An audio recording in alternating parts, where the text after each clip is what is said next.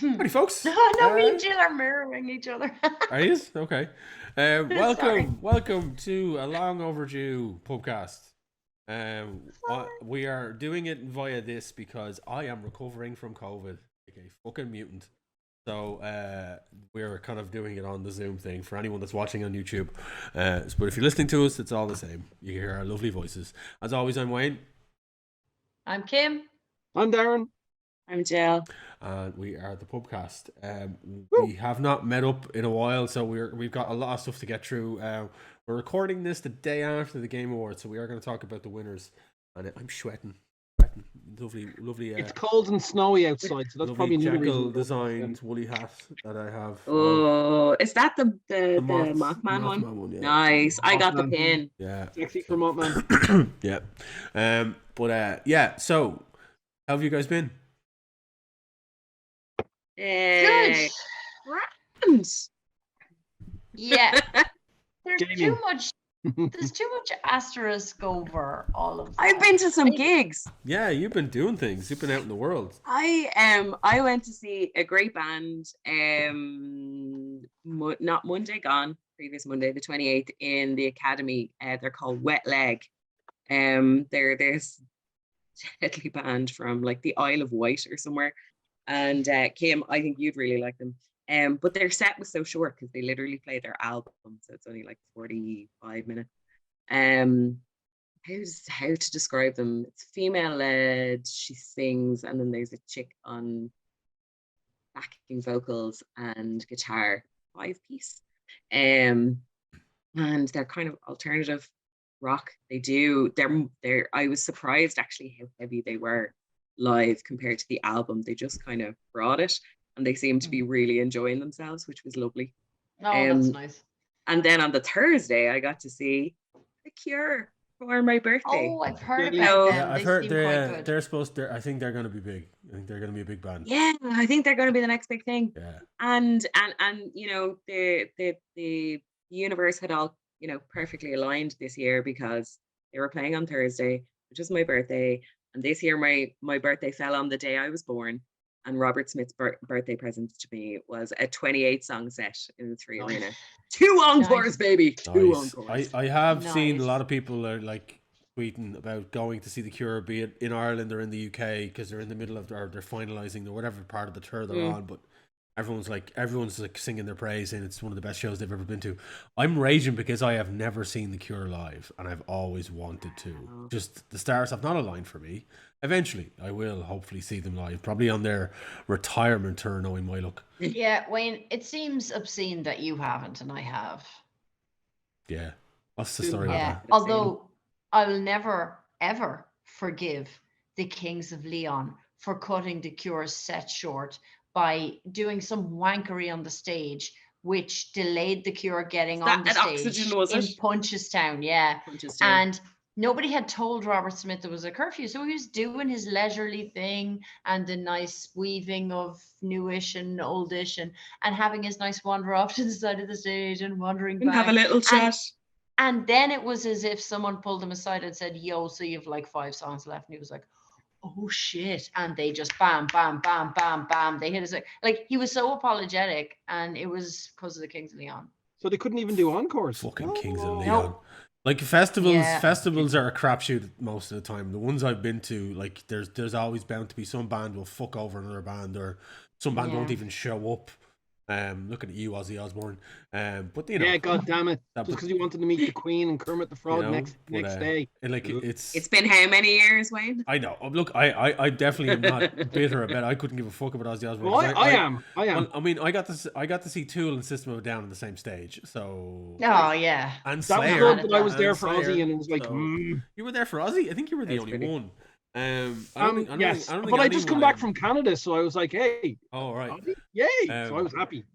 But until, as I said, I found out he couldn't make it. And then the picture, literally there was a picture the next day or the day after with Kermit the Frog over his shoulder as he's meeting the Queen. And I'm like, he's not sick. God damn him. Oh well, look, but no, that like yeah. But I've seen a lot of bands live, a lot of them once or twice, but The Cure, I've never managed to catch them. So, yeah. But I'm very Yeah, jealous. I'm very jealous, yeah.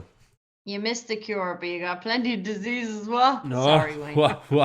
Sorry. You have been No. unlucky with the Yeah. plague. Well, I got it twice in 3 years, so some people have got it Oh, more. I thought this was the third time. Sorry. No, Then twice that in- joke doesn't work. Yeah, twice in Yeah, 3 okay. years. Hey, I prefer. I take it just once. I don't want it a second time. I didn't want it. Nobody wants it, even the first time. But yeah, the perils of having children and a school teacher for a wife.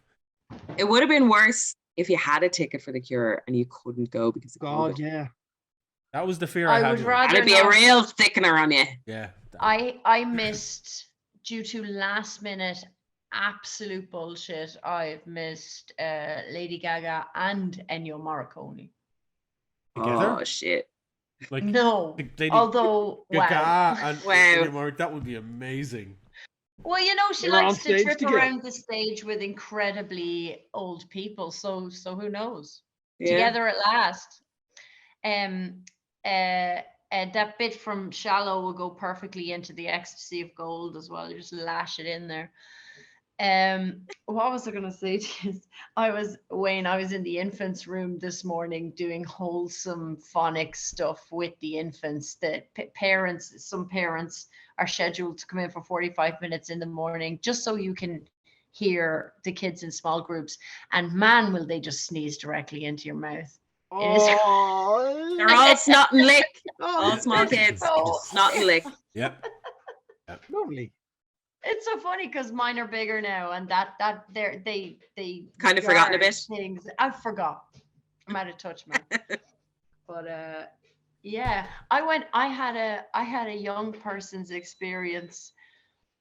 Where's this going? I got called. My niece asked me to bring her to a gig, and I knew it had to be one of my genres because otherwise, if it was Little Mix or whatever, her mother would go. But she's long past that now. She's in her edgy stage now. So we went to see a Canadian band called Mother Mother, and they're somewhat alternative. Not really, but they're fun. But I discovered a young people thing they do, which is new to me. I'm just sitting there, and the airdrop is going off. And I'm like, okay. And I open it, and it's like, airdrop from Kira, airdrop from Dara, airdrop from, and I turned to herself and I'm like, what's this? It's just people do this now when they're in crowds. And I presumed there were going to be nudes or animal cruelty, but it turns out it was just incredibly wholesome memes that a kid would send Really? of just the Rock doing this and SpongeBob making faces. And I'm like, oh, this is wholesome. That is, yeah, because like it used to That's be. nice. Yeah, back in the day when Yeah. phones were first got Bluetooth, people used to send random shite via Bluetooth. You get a Yeah. ding and you'd get a Bluetooth message and be like, somebody wants Yeah. to send you this. I'm like, no fucking way. You're all right. So I then." would like to The virus, report thank that you. the youth are A, okay, B, don't know how to act, but in the same ways we didn't, and C, airdrop random The Rock memes to old ladies sitting beside them. So that was pretty good. I took her on a speed run of Dublin on the way back to the car park. We went the long way around. I said, do you want a quick spin around town before we go to the car? And she goes, yeah. And Dublin was really tarted up. What way? Lights everywhere, like really done up, like it looked nice. When was this? 3 weeks ago? The lights were on, whatever the winter lights were on. And I kept going, okay, we'll go down here and we'll go over here. But we kept seeing another nice thing that we had to go to. And I'm like, all right, Dublin, go off, you flashy bitch. They've had all those lights, like, for 2 years just collecting dust. So this is the kind of year to kind of make it shine, so to speak, So I wouldn't expect anything less, like, It's pretty good. I brought her into the centre on the Connaught Bridge and she didn't get murdered or nothing. Well, that's when that doesn't happen, like, That's a bonus. Yeah, that's a bonus. It's a Circle K now. And things are not afoot at the Circle K, I suppose. So the You have. Yeah. In the last 24 hours, we were subjected to the kind of an outpouring of stuff about the Game Awards for this year. So I'm just gonna Yes. quickly go through a few bits and bobs on this because something weird happened at the Game Awards, and it wasn't that like a voice actor who was being a prick was being a prick. It was something strange happened. So they announced the winner of Game of the Year, which was very rightly so Elden Ring, which is Yes. the Game of the Year. Yeah. Hands down. And the creative team and the directors all came up on stage, and they were joined by what looked like Timothy Chalamet if you order them off Wish. Yeah. Right? Wish. Yeah. Right? Timothy Chalamet. Yeah, Right? that's a good Off Wish. analogy. And he was just there with them. Like, so he just came up out of the crowd, came up onto the stage, and they all did their thank yous in broken English and whatever, and were like, thanks very much, cheers, thanks for the award. And then right at the end, this dude just steps forward and starts talking into the microphone, saying that he wants to dedicate this. It was strange. People haven't really been able to decipher it properly, but what they think he said was, "I would like to dedicate this award to my converted rabbi, Bill Clinton." Yeah. Yes. Bill Clinton. Yes. And it was like, You would have thought he's a rabbi. huh? So it came out of nowhere, and nobody nobody kind of copped on straight away that he was not meant to be there, because he was standing with the group for a good 5 minutes while everyone was like, thanks so much, cheers, cheers, cheers. Then right at the end he stepped up. It was so weird and out of place that when he started to talk, then all of a sudden the rest of the group that were there realized he's not with us. Who is he? Yeah, I thought he was with you. Yeah. So so basically he got, then they kind of cut real quick and they escorted him off the stage, but everything else from the Game Awards was completely kind of like in the shadow of this now. All the other winners, all the other kind of like, so if you go on like any social media, Instagram, Twitter, whatever, it's literally anything about the Game Awards is this lad just like looking like he's part of the group, acting like a weirdo. Unless they're, because I watched the clip and like the camera like pans back, and you get to see, if you look closely before it ends, you get to see shadows, which I'm presuming are security guards. Yeah. Couple of them coming from the left, couple coming from the right, and I wouldn't be surprised in about a couple of weeks you're going to get an 8-bit game where it starts there, zooms back in, and you're playing him, and you have to escape the security guards. Because if there's not, I'm going to be very disappointed. Well, here's the thing where things get weird. The internet being the internet, they did their job, and they went off to try and find out who this guy is. And it turns out he's some form of activist, because he did it before at BlizzCon, which is the big Blizzard convention where they do Warcraft and all that games, Overwatch. Yeah. So he did it at that before, something similar, where he was protesting about equal rights in Hong Kong or something. So it's apparently it's a thing that he does, but this one in particular had zero coherence to it. Like nothing, like nobody knew what the fuck he was like. Converted Rabbi Bill Clinton, whatever that means. But now the internet's flooded with Elden Ring memes, all containing Bill Clinton. Yeah. Just leave the internet to it. Just What are they crazy. going to do? A DLC boss of Bill Clinton as a rabbi, and we have to fight him in Elden Ring? I wouldn't be I'm up for that. surprised. I wouldn't be surprised. Brilliant. But no, Elden Ring won Game of the Year. It also won Best Game Direction. But then the likes of, and it won Best Art Direction. Like for anyone that hasn't played Elden Ring, it is without a shadow of a doubt one of the most beautiful video games ever made, and it is phenomenal. Yeah. It's a really really good game. It's terrifying looking. It's so Yeah, beautiful. I buried about 60 to 70 plus hours into that game. It's like, it's phenomenal stuff. One of the happy things what happened was Bear McCreary won for best soundtrack for God of War Ragnarok. Yeah. Nice. When it's right. Which was awesome. Because I mean the other ones were good and all, but I mean, and even Elden Ring was up for that, and the Elden Ring soundtrack is gorgeous. But Bear McCreary for God of War Ragnarok, he, like, that dude is leaps and he's coming on leaps and bounds and getting into every facet of pop culture with everything, because he did the soundtrack for the Rings of Power show as well. Like he's everywhere. And then best performance was Christopher Judge, who everyone would remember from Stargate as Teal'c. He is now Kratos, and he won for best performance. Very good. Yeah. So I mean, like, there's a rake of different things, but there was other stuff there as well at the show. So what happened was they did a whole thing with The Last of Us. The Last of Us is one of my all-time favorite games, and they had the cast from the game, who was Troy Baker and Ashley Johnson, who were also in the new TV show that's coming out in January, plus Pedro Pascal and Kim, you might help me with this one. The girl from Game of Thrones who played the Mormont kid. Oh, I can't remember her name now. Oh yeah, Leanna Young Mormont. one. Yeah, Yeah. She's playing Ellie in The Last of Us, and the trailer for Yeah. that dropped recently. Ah. But yeah, it's kind of crazy because it's to see it was kind of like a mixture of they're really pimping The Last of Us TV show as being like the ultimate adaptation of what the video game is, and they're trying to bury that whole thing of video game adaptations into live action as garbage. And I think over the last couple of years we've been lucky to get ones that haven't been. Like the Sonic films were pretty good. Yeah, they're Yeah, cracking. they're spot on. They were Like, enjoyable. But of course, there was missteps early on. There was missteps early on. There was some pretty bad ones early on. Well, I just took my dog shit. boyfriend, Ben Schwartz, by the hand and I said, I just want you to play the shit out of this blue character like you play the shit out of all your blue characters, all of them, every blue guy you play. And he said, sure, sweetie.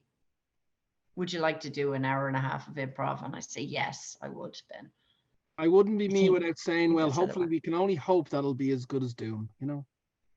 It's definitely. We return to my home. Halo, like, you know the way they released Halle Berry's Catwoman and then said, oh, female superheroes, those movies don't work, and instantly drop it, instantly don't have one for like 10 years. They will never stop fucking trying this shit. And like after Halo, like after what they did with Halo, they literally everyone should have put their stuff in a drawer for 3 years. But I appreciate people if they think they're going to do it right to keep coming. And we'll come to this. But if you had watched Obi-Wan and saw its reception, and you had a Star Wars series that was to come out, and you put that in a drawer, and we had to wait a few more years for Andor, then my life would be 2 years poorer for that.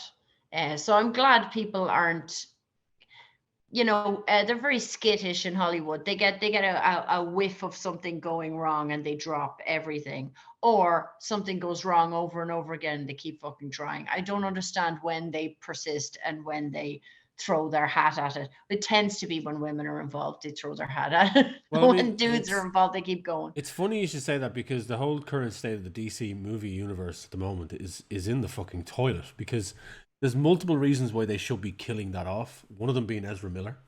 Yeah. But they continually push the Flash movie, even though he is one of the most probably the most problematic person in Hollywood at the moment. I'm sure they could. Black Adam wasn't good. And put some other actor in. No. Well, that's the thing is that the film is made, and the weird thing about it is that off the back of that film, they were going to relaunch Michael Keaton as an older Batman. It came out there today that they were going to do a Batman Beyond film with him as Bruce Wayne, and it has since been canned. They're like, why can that? Yeah, that'd be great. Everybody wants that. Yeah. Everybody since the cartoon has been going on about, wouldn't it be great if they got old Michael? Yeah. Even when he was young. Well, we know that DC don't know what the people want. They really don't. They also threw Wonder Woman in a bin. Imagine you can't make Wonder Woman work.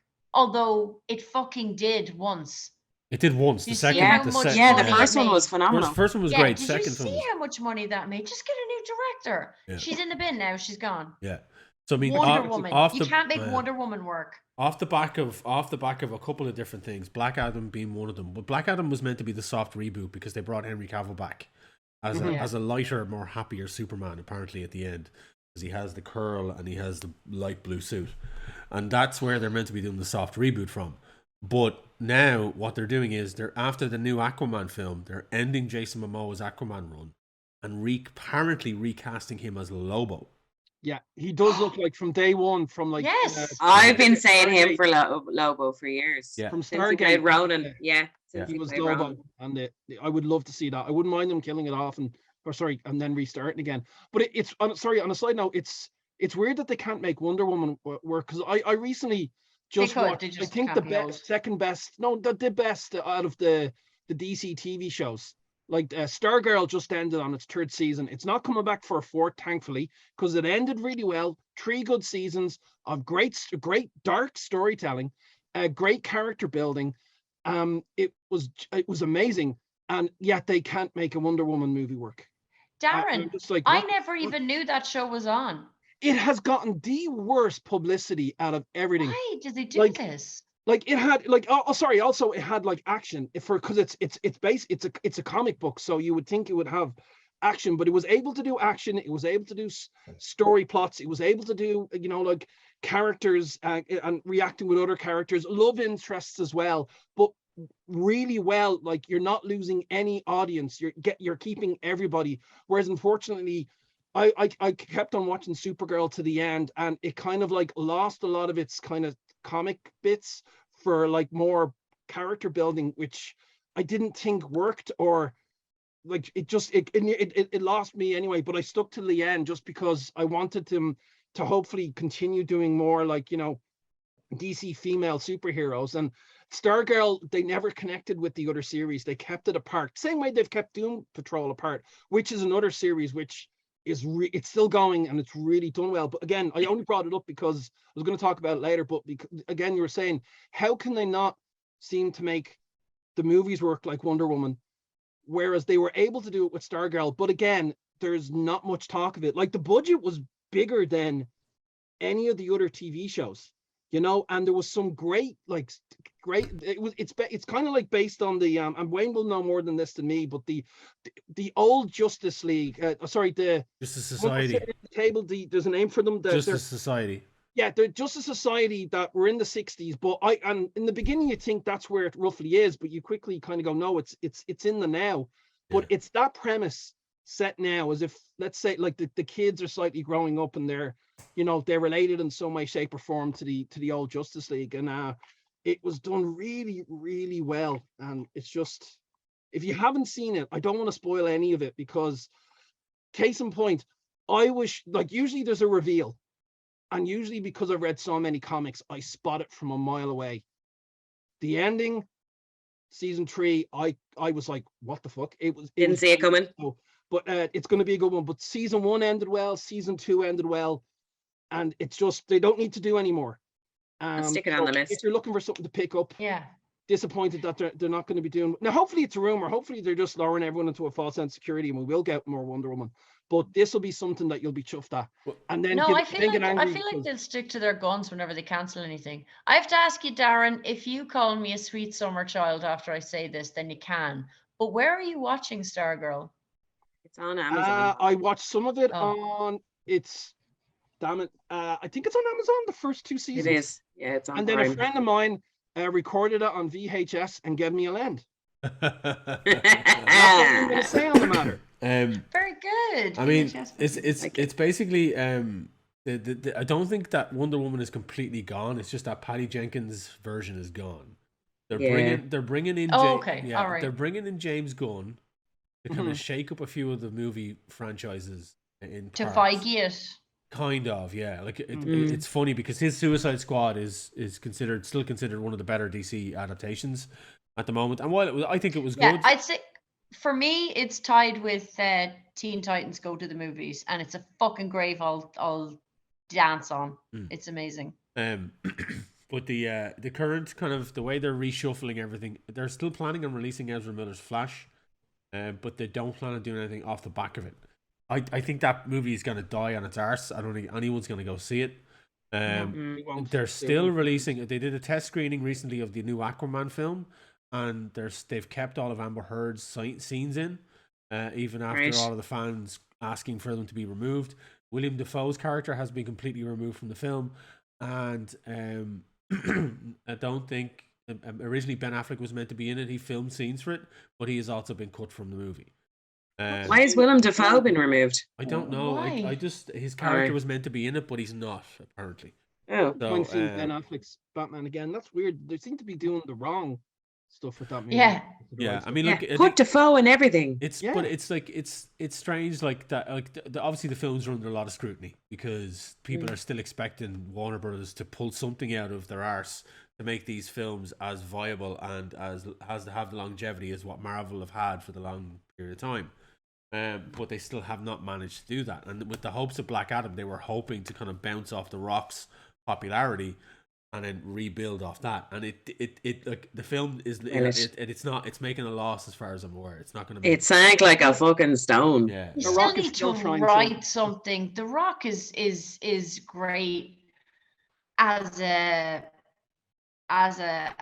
kind of like a moving picture that goes around, and he is very charismatic, but he's so protective of his kind of screen presence that he never really gets his teeth into anything. Yeah. So you still have to write the fucking thing well, and they haven't really been doing that.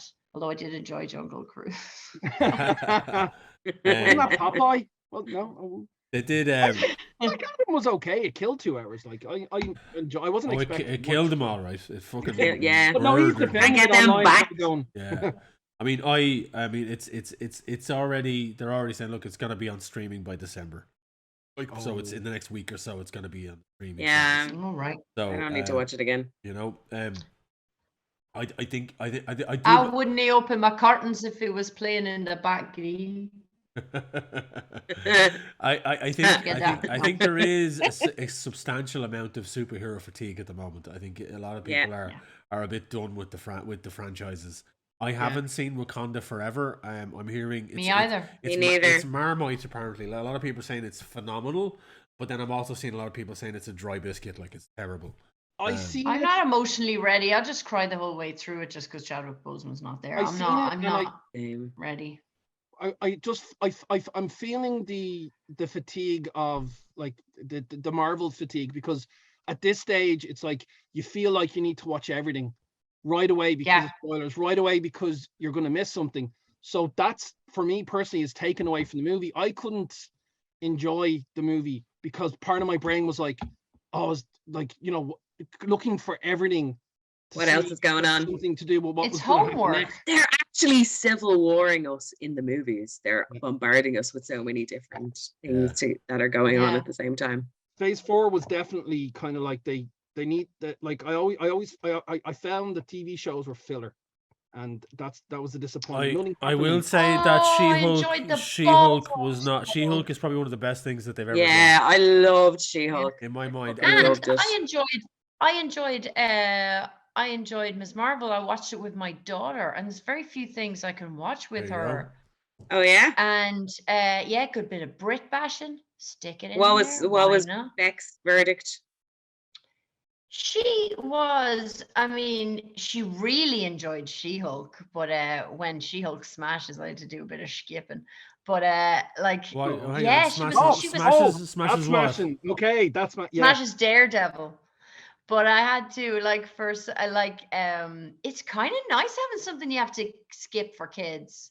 Like, I'm a grown up. Let me watch a program with something in it. But she was asking when the next She-Hulk was. Oh, that's good. And She-Hulk was we cracking. watched, although Miss Marvel felt a little bit like homework, but it was homework I was glad to do because I dug it. I like that. I like those comics that the era that they were based on. So I enjoyed that, and I like She-Hulk too. And I think a lot of the arguments against She-Hulk were pretty disingenuous. But also, it's okay to like something. It's okay to not like something. You don't have to be spamming Rotten Tomatoes. You can just ignore it. Just get on with your life. I just ignore Rotten Yes, Tomatoes I agree with anyway that. because I don't think Rotten Tomatoes has any credence, because generally that's what happens. You have these fucktards who just decide that they're gonna give the ridiculously shit fucking pointless films a higher rating because it feeds into their kind of idealism, and then you have ones like She-Hulk where it's going to get bombed because it's why a are woman. they so mad? Why are they so It's because mad? like, Why I are mean, they so a mad? lot of them, it's that whole incel thing, like where girls won't let them touch them, so they're angry at the world, and I think that's part of it. I'm not saying it's all of it. It's part of it. But then you just have people that think they're like, I know all about comics, and I don't think She-Hulk should behave this way, and they're completely wrong because That was probably one of the best adaptations of a comic book I've ever seen. Yeah. That was straight up 90s Yeah. She-Hulk. That's So good. exactly what that So run good. was. That's exactly Yeah. from the artwork that they had at the beginning and the end of each episode, the design throughout, and just the humor, the breaking of the fourth wall. All But of that. only Deadpool's allowed to break the fourth wall. The one thing I'll say is, are they He was doing it really before that? This is the thing about Phase 4, Darren. In their impatience to get this shit out, they didn't give the effects enough time. They didn't give the crew enough time to finish that. Let me. I just want to go back on it. When I mean they were filler, I mean, like, I would have loved to have seen She-Hulk on the big screen. We are going to get Miss Marvel on the big screen, but nothing. Sorry, they were kind of like, as I said, tie-ins. They were building now. Not that it's a bad thing. They were building on the characters, but I'm so used to seeing something major happening in each movie that it's still trying to change my brain to kind of going like, no, these are here to build on characters and whatnot. And I'm just thinking of like what we could have seen on the big screen and what would have happened. Like I totally understand. And I enjoyed She-Hulk myself. I'm glad I got to spend more time with her. Sorry. I'm glad I got to spend more time with her. I'm glad I got to spend like 6 hours with her instead of an hour and a half. Sorry, as if there's any movies nowadays that are an hour and a half. Especially not Marvel films. 2.5 hours, but I get you. The one criticism I'll level at She-Hulk, and Darren, you could probably agree with me on this one, probably, it was the way they introduced Scar. I thought that was... It was like... And this is... Hang on, no, I'll show you what happened. It was like, and before we go... Hang on, oh yeah, my camera's up here. And before we go, all right. Yeah, that's it's like I was just thinking it, you know, like that kind of planet. Darren, very good space work, very good plot. No worries. This is all I have. But I just can't believe you have an engineered action figure. There you go. Well, it takes a lot of work to keep this shit going, you know. Explain that to me, Darren. Who did they show me? Oh, I showed you. That was an engineer. That isn't Scar. Yeah, no, who's Scar? I don't have any. I'm not Scar is Hulk's son. Yeah. So, in Planet Hulk, in the story of Planet Hulk, Bruce goes to a planet and it's just him ruling, and he has a son called Scar in it. So there's a whole subplot in there where you see Bruce fucks off in She-Hulk. He's gone out of the story, and she's trying to get a hold of him for ages, and he's off doing that. So he then just arrives back, and it's literally at the end. Oh, by the way, it's at the end with the family reunion. Yeah, it's like, by the way, here's my son, and like a lot of like Planet Hulk is one of the most loved Hulk stories ever, and they did reference it actually in Thor Ragnarok, not Ragnarok. Ragnarok. It was Ragnarok. So where Thor goes to the battle planet and he fights Hulk in that gladiator style. That's straight out of Planet Hulk. Oh. So already having done that and then bringing Scar in right at the end of She-Hulk going, burp, and then just that's it. It's literally blinking, you'll miss him. That's it. Right. Okay. A lot of fans were like, I hear now. What are you? It's just a teaser. It's just a teaser to get you back. I say they'll do the movie. So they were going to do the movie, but the reason they did that, I thought, was the entire kind of funniness to, like She-Hulk, the comedy, and what funnier way is to just kind of go, oh yeah, this is my son. Anyway, and then you're like, yeah. But that's what I got from it anyway, and I hope in part, I agree. I think that's what the intention was, but I think a lot of fans didn't sit well with them because they were like, hang on a second, you can't tease us with one of the best Hulk stories ever and then not tell us. Yeah, where they threw the lightsaber over the shoulder. Yeah, very much so. I think with the Marvel stuff, like, you know what, as an aside to the Marvel stuff, they did the People's Choice Award recently. Doctor Strange and the Madness movie, Mountains of Madness, whatever the fuck that film is called. John Carpenter did Doctor Strange. Yeah, the Sam Raimi Doctor Strange movie. The very Sam Raimi. Yeah, that won Best Movie of the Year. Really? What? It's People's Choice Awards. So you have like again, it's like Rotten Tomatoes. You have people spamming the votes, and that's it. Like, Yeah. Okay. Well, I don't think even Sam Raimi would agree with that. Sam Raimi, that was I know I'm a big critic of Sam Raimi. Anything past a Simple Plan can go.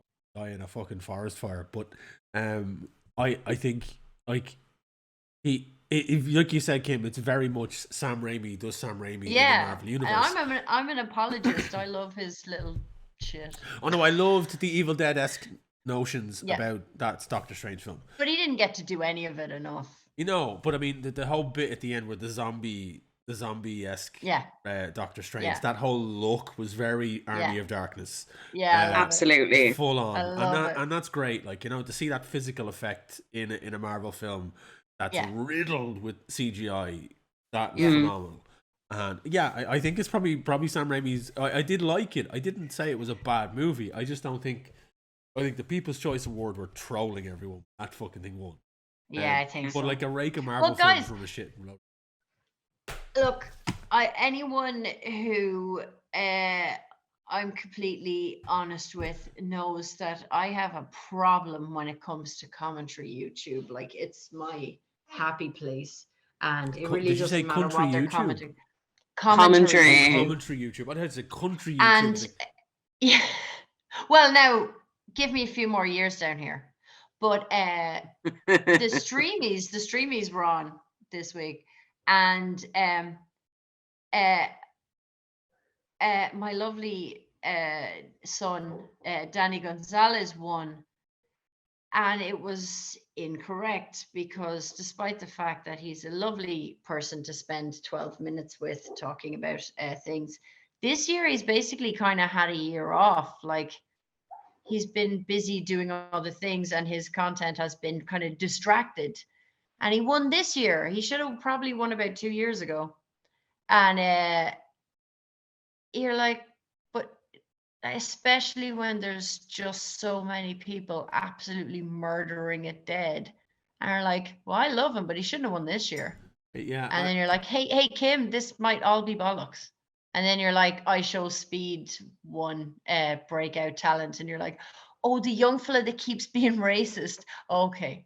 Oh, your man that was in that crypto scam. Okay. Yeah, you're probably right. I don't hold any weight. I don't think these hold any weight with me at all. This whatever this is meant to be, this streamies thing with people. The streamies, they're I'm- getting the YouTubers and Twitch streamers together for one night of a junket, but only for our friend and guardian Bob the Drag Queen holding that shit together. They had presenters that are professional broadcasters technically. Like, they stream maybe 7 hours a day, and none of them motherfuckers could do a link from one section to another. Yeah. And they're looking in the, like, you know that giveaway neurodivergent look, and and some of them was just a stunning lack of charisma. And then Bob the Drag Queen comes in and boom, boom, boom, boom, boom, boom, boom. You can tell some of these people have to do shows in very late night bars in New York City. That's Yeah. all I'm saying. It's they need But to it's have just you a know the whole class act, it's Bob. the cutting uniqueness, nerve and talent. That's what it is. Like at the end of the day, and Yeah. like it's all well and good as a streamer. Like, no offense to anyone that streams or does Twitch or does anything on YouTube. Like, you know, it's and makes their money that way. It's a perfectly acceptable way of doing things. But Yeah. like you said, they're not going to be able to stand up in front of a room and kind of direct the stage and kind of hold people's attention, because that's not really what they do. No. You know, I mean, I follow very few streamers. I don't really watch a lot. I watch Limmy. When, Yeah, you know, yeah. And he's doing it while his kid is at Yeah, school. that's That's all, very like- much our demographic. yeah, pretty much. Like, But when you look at Hassanabi, Hassan Piquer deserved it because he just fucking 7 hours a day, 8 hours a day. 7-8 hours a day, every day, even weekends, I mean, doing political commentary. can I ask? Oh my God. Can I ask Yeah. him? Yeah. How like that whole segment of entertainment just escapes me. I've never really Yeah. kind of pointed my eye at that and looked at it and kind of understood what it is. I know we stream. I know we do a show. I know we do our D&D thing, but I'm not into that world of media entertainment. I know a lot of people are, and a lot of demographics are, and a lot of kids are nowadays saying when they grow up they want to be YouTubers, and that's fine. Yeah. But how do you know all these names? How do you know all these people? I have a lot of DIY and household chores to do in a week. And I think the reason kids watch streamers is they could be upstairs having to do their homework and they just literally feel less alone. Do you know what I mean? It's a second screen from whatever they're supposed to be doing. And you can see how you would get really attached to these people, like you know them so well. Because unlike YouTubers that are cutting and editing and whatever, streamers are just saying it in real. It means that the quality is going to be dubious. You don't know what they're going to say next, but you feel like you're authentically getting them.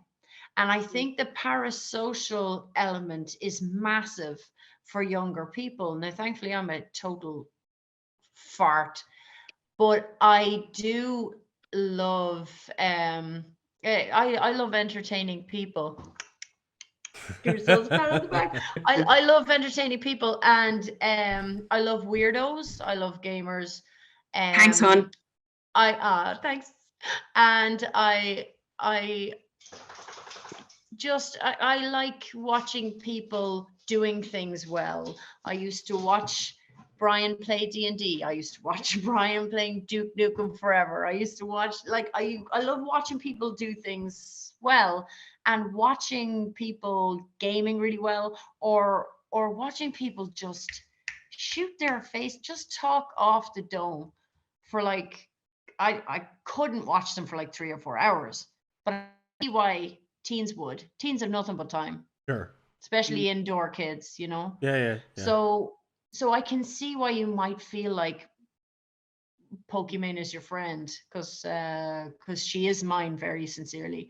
And yeah, I love, and I was watching Reggie Robshaw, our mate, playing God of War. I'm never gonna play it, and I may as well, somebody I already like is gonna do it and react in a funny way when shit goes south. And I'm like, yeah, it's just it's company. It's company. Oh, okay. that's so sad. Is that so sad? Well, I mean, it's just it kind of, it's a weird juxtaposition then, if that's the case, if that's the popularity, where the popularity comes from, and then you have something like the Streamies where it's like an award ceremony for these people who just are. Yeah, and it's not there. It's not there. Yeah. It's not there. But do you remember Thursday nights at Arcade Con? Yeah. Mhm. Do you remember talking to the cold room? Yeah. Addressing all these diehards, because the Thursday night was for people that were going to be there all weekend. Yeah. And they're the sweetest, loveliest people, but they hadn't, 40% of them hadn't balls how to be in a ballroom with a load of people. Well, I mean, yeah. And that one, Yeah. And we just had that ability to randomly walk into a situation and act like we knew what we were doing. It's a skill. So you mentioned, just to cut it back to something you mentioned earlier. Yeah. A couple of months ago, when they announced that they were making, actually not a couple of months ago, about a year ago, they announced they were going to make a TV series based off Andor, the Star Wars character. And were any of us interested? And I straight up was like, who wants that show? Nobody wants that show. Nobody wants that show. Like, we know what happens to this character. We don't really. He was a shitty. It was a one movie character. He came in, did his thing, and died. And then the show came out. And then the reviews of the show came out. And I watched the show and was amazed. So I was 3 weeks behind Wayne because I was waiting for reviews. Yeah, I waited for reviews, and what sold me on it in the end. So I've got a buddy, Dave. We all know Dave. And me and Dave grew up together, like, loving Star Wars. That was it. Me and Dave loved Star Wars. And Dave hates Disney Star Wars. Like, can't stand it. Has not liked one piece of anything they've ever put out. Like, any of the movies, any of the shows. Like, he'll watch the cartoons, the Clone Wars cartoons, but they were initially weren't done by Disney. There was a batch of them done, before that. So what you're saying is he was a tough nut to crack. He was, and crack he did. He watched Andor, and he messaged me. He says, "Fuck, have you seen Andor? It's unreal." So I was like, "Okay, if he's telling me it's good, it must be." So I watched it, and it shouldn't be called Andor. Because he's in It's it. like they were trying to hide it from us. It was It's like they yeah. were trying to give us the most uninteresting name to keep this gem out of our hands. Like, And spoilers, like, you know, like everyone was probably going, it's not gonna be good. I probably won't. There's no point in showing stuff or watching it, and that's Yeah. why you yeah, I didn't watch couldn't have it Obi-Wan. spoiled. So Obi-Wan was utter garbage. It was I don't feel that way about Obi-Wan. no, though. I enjoyed it, but I was expecting more. But I enjoyed it for what it was. You know, I think it could have been better, but I enjoyed it for what it was. It's such an excuse for people to turn out genre garbage and say, "Here, eat your that's my last swill." feeling. yeah. There were Yeah. some serious choices that they made that I was like, really, particularly when it came to Vader, but actually Obi-Wan, the character in the series, I liked, and his kind of journey. But yeah, there were moments when he was fighting Vader. I was like, here, I had That's a bollocks. problem. I didn't watch Solo and I didn't watch Obi-Wan because I don't want it having a knock-on effect on the things I love. Yeah. And I know I'm a dose, so I'm not going to give myself an opportunity to ruin my own life. But I waited, and Wayne, it was you, I think, on Andor. I'm like, okay, and you gave away nothing. Oh You yeah. were just like, Jesus Christ, Jesus Christ, I think was the response. It's And yeah. I can't understand how they made it seem. They made it seem like nothing else has been out. They went back to basics so much. And it's just really good storytelling. And you kind of think so much has come out that they can't do this kind of storytelling anymore. And then you watch this and you're like, so what the fuck have you been giving me up to now? Yeah. What kind of committee has robbed me of seeing this kind of content? Who is Tony Gilroy, Wayne? Where did he come from, and how come he hasn't That's the thing. I mean, like, been so making everything? Tony Gilroy has been around, and he has done things. He's done some really good things. His directorial kind of accolades. He is, he wrote a lot of stuff. He was one of the writers on Rogue One. Right. But like the stuff that he's done as a director, he's only directed. Now, here's the thing. Here's the thing. He directed one film. He directed. Why? Look at that Go coy on. look in his face. I know, I know. What's he look at about us to without drop? saying anything. What- Yeah. No, it's not major. But he's done 3 directorial movies in his time. One. He directed Michael Clayton with George Clooney. Right. That was a Right. cracker. Yeah. He directed a film called Duplicity, which starred Michael Keaton. Julia Roberts and No, you're thinking Clive of Owen. multiplicity. Multiplicity. It's a different film altogether. That's a Totally different different film movie. altogether. That's a great movie. Duplicity is a film with Clive Owens Okay. Yeah. and Yeah. Julia Roberts, I think. Okay. Yeah. And go on. What's number In 3? 2012, he directed The Bourne Legacy. Okay. Well, Okay. look, things were attempted Sure, in look. that. Things were attempted in that. Yeah. Now, Our favorite app developer, Jeremy Renner, did his fucking best, but unfortunately, did. Jeremy Renner's best is only as good as Jeremy but Renner's he is more of a can be. writer than anything else. So Yeah. Okay. he wrote. But it's the writing. It's the writing in this thing that's been knocking my socks off. But that's the thing. Here's the thing. You know what the first film he wrote was? And it's a classic. It's a D.B. Sweeney classic. He One. wrote The Cutting Edge, Oh shit! the ice skating film. Mm. Yeah, Yeah. that makes sense. He wrote The Cutting Edge, with the ice skating film starring Moira Kelly and it's not D.B. Sweeney. What did I say? Did I say D.B. Sweeney? Yeah, you said Yeah. DB. Yeah, that's what you said. Yeah, D.B. Sweeney and Moira Kelly, who was famous from The West Wing. He was in one season and then Yeah. vanished forever. He's written a lot of stuff that is. Okay, so you I'm know, an idiot. But he's mainly a writer in Hollywood. He hasn't Yeah. and he actually wrote all of the Bourne movies. Everyone's seen it. He wrote the Andor, screenplay. yeah? What? Everyone's seen it, Andor. I don't think Jill has. Except Jill. I haven't, but feel free to Yeah. discuss No, it. Jill, we don't even need to spoil anything to talk about this because it's just so hearty. Yeah.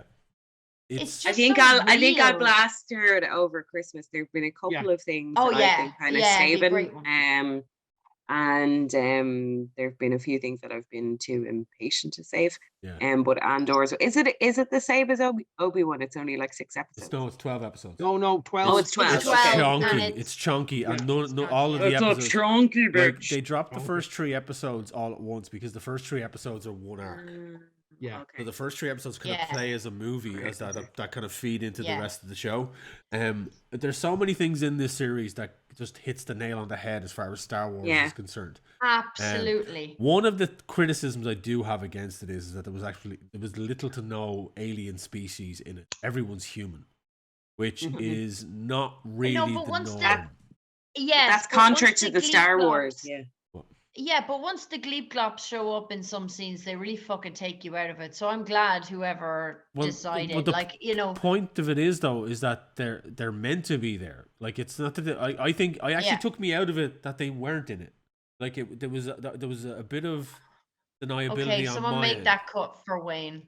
But I'm just, it's like, but I mean, in the Star Wars universe, the whole point of the oppression that was enforced on the people by the Empire is that they were all xenophobes. They hated alien races. They were very much kind of like that kind of human race level, even though they weren't considered human race. They made a very good job of showing the demarcation between the different humans, though. Sure, they did. And they did a great job of that. Jill, do you know how good it is? Good. I was watching one of them and Brazzy was there, and then the next time I wanted to watch it, he was all for it. Oh, cool. Brazzy wanted to watch Star Wars. Well, that's how good it is. Because it does. Wow. Yeah. That's a canary in a coal mine. But not. What was that, Darren? I was going to say it's that kind of show where it's slightly futuristic, but you could get someone that's not really into, futuristic lightsabers and guns and all that and spaceships to watch it, and they will actually watch it because the plot's so good. Yeah, it's more about oppression, and it's very much an analogy or a kind of a play on, say, World War II or that type of thing. It's that type of empire. It's that level of the troubles. It's weird. When I went into it, I'm used to up until Rogue One. I'm used to Star Wars having certain boxes to tick. So when I started watching this, I didn't see any of them. So I was kind of like, am I really enjoying this? And I actually this was like episode 1 and a bit. But the first episode and the tiny bit into the second one, I was kind of like, my brain was thinking the wrong way. And then I kind of realized, is this what they're trying to? And then towards the last couple of episodes, you're like, this, and it's like what you were saying, Kim. This is kind of, I feel like this is what we should have seen at the beginning, all along, then gone into what I'm saying. We're going into the I was going to say episode 1, but Star Wars and all that. But that's but what I got from it. They had to set it up, Darren. And I'm glad they took their time at the beginning. But it did mean that a lot of people didn't make it to episode 3. Yeah. Like we've all talked to people who watched one episode of it. Yeah, that's the shame. I promise you, to do it just in case. I have watched other things before that I can't remember that actually turned out to be. Actually, Supernatural was the one where I switched. I kind of went up to season 6 and went, nah, this is going to be done. I'm done. 15 seasons, baby. Yeah, and also Bones. Such a time sink, isn't it? After Angel, he went on to do Bones, and I went, nah, it's not gonna be good at all. How many seasons did Bones get? So yeah. Sorry, how many seasons something gets isn't a measure of how good it is. I've still never watched Bones, so I don't know. Well, but I mean, just to bring it back to Andor for a second. Sorry. The whole thing about that I loved about it. Are we not going to do a half an hour on Bones? No, we're definitely not. I've got my page right up here. That was my in. So the thing about Andor that I loved is that it brought it back to that grimy. And it had that 70s look that the original Star Wars films had. Like they had some of the security guards had the everything's manky. It's filthy. It's like it's pretty much set in like a Yorkshire mining town for the best part of the first half of it. and then towards the end of it, like it's, and then like all the security guys got a big mutton chop, fucking facial hair, and the uniforms are of that style that all are akin to the original trilogy. Like you can see the original trilogy stamp on it more than anything else. And those Rada actors just eviling around the place.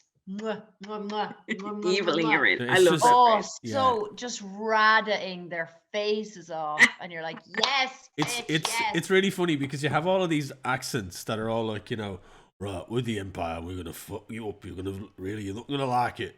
And it's like, I work for the Empire, and you can see the levels of evil in the English accents. And then you have like the Irish The accent. posher, the more evil. Yeah, exactly. And then you have the Irish accents, and then you have like the kind of there's one or two Caribbean people in there, and then you just have Andor, who's just like, I am from the middle of Barcelona, and I am Andor, Cassian Andor, and he's the only one with this fucking accent, and everyone else is like from. Yeah, but we know why. We know where he came from. Yeah, but I mean, when he came from that place, though, he didn't speak, he didn't talk. There was no accent to have. So he went and lived with an Irish woman and a guy from East London, and yet he came out like, I am Cassian Andor. I am here to rebel against everything. Anyway, Yeah. Jill, I can't wait to hear what you think about it. It actually, it genuinely made the rest of Star Wars better. Like it made the rest of it better. It built a basis. Has that ever happened? Has a prequel ever made the original thing better? Nope, Never. not at all. I don't think so. Never. It does a great job in showing you where. Sorry, Monsters University. Jesus I Christ. actually, I'm just trying to name as many fucking kids movies as possible in this bitch. Oh, now Drink wait. every time I reference a kids movie. If you start talking about the Rise of Gru, I'm fucking ending this thing now. I did that before. I did it before. I know. You can't be trusted, woman. But Dolph Lundgren was in it. yeah. No, it does a great job of kind of like putting a foundation of where you know it's going. And like, I'm sorry, but if Stellan Skarsgård doesn't get a fucking award for anything, for what he does in that show. Like, I was not like when he Stellan's in it. When he showed up, I was like, okay, he's Stellar Skateboard is in it, yes. Yeah, when he shows up and he does this thing at the start, I'm like, okay, this is where it's going with this. But then the character it's so good. And other staples. So good. All of them. Wayne, all of them. I have to give a single nod. actor in that thing. Oh my God. The casting was superb. And they really knew what the mission was. Oh, it was so good. And the good thing about the casting was that there was, apart from one or two faces that were familiar, the majority of the cast were unknowns. They would be as you said, they're all rad actors, they're all theater actors. Yeah. They're not ones that you see on the big screen all the fucking time. Like there's only you could probably count on one hand the amount of people you've probably seen in something in the cinema. The rest of them are full on chewing the boards type people. Really good. But it's top tier, and it came out, for me, it definitely came out of nowhere because I was not expecting nowhere. Who gave a shit? I think we made a joke about that. I think we made a joke about that on the Pubcast when they announced it. We're like, yeah. Well, we ate crow on that one for sure. Like definitely and happily, because I mean, I was chomping at the bit for a Star Wars show that wasn't pure fan service, that had a solid storyline, that wasn't trying to fill it in with member berries, like and filling gaps that didn't need to be filled in. This is a relevant story, and again, don't fool yourself in thinking it's all about Andor. It is not about Andor. It's they're just barely about Andor. It's barely about him. He's there. Stuff happens, but it doesn't happen. It happens in spite of him, not because of him. Yeah. And it's really good shit. One thing before we go, one thing that sold it for me is one of the secondary characters. It's as if they one of the security guards. It's as if they you feel like this character would be in the real world somewhere. And actually, I realized where I know him from. He's the big burly guy with the beard. Yeah, and he's actually as soon as he came on into it, I was like, oh, who's this? This is cool.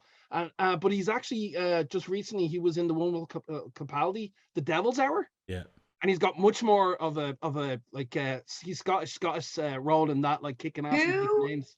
But Don't- Alex Ferns, because Who I had does to he look it up. play? Oh, Playing the Sergeant Linus, but he's kind of like I don't want to go into him without saying yeah. But he was like there's loads of characters that you in it that you can kind of like you want to see where they go and whatnot. Like if they ever go and do it again and they want to do another prequel, I want to like a show based on his character.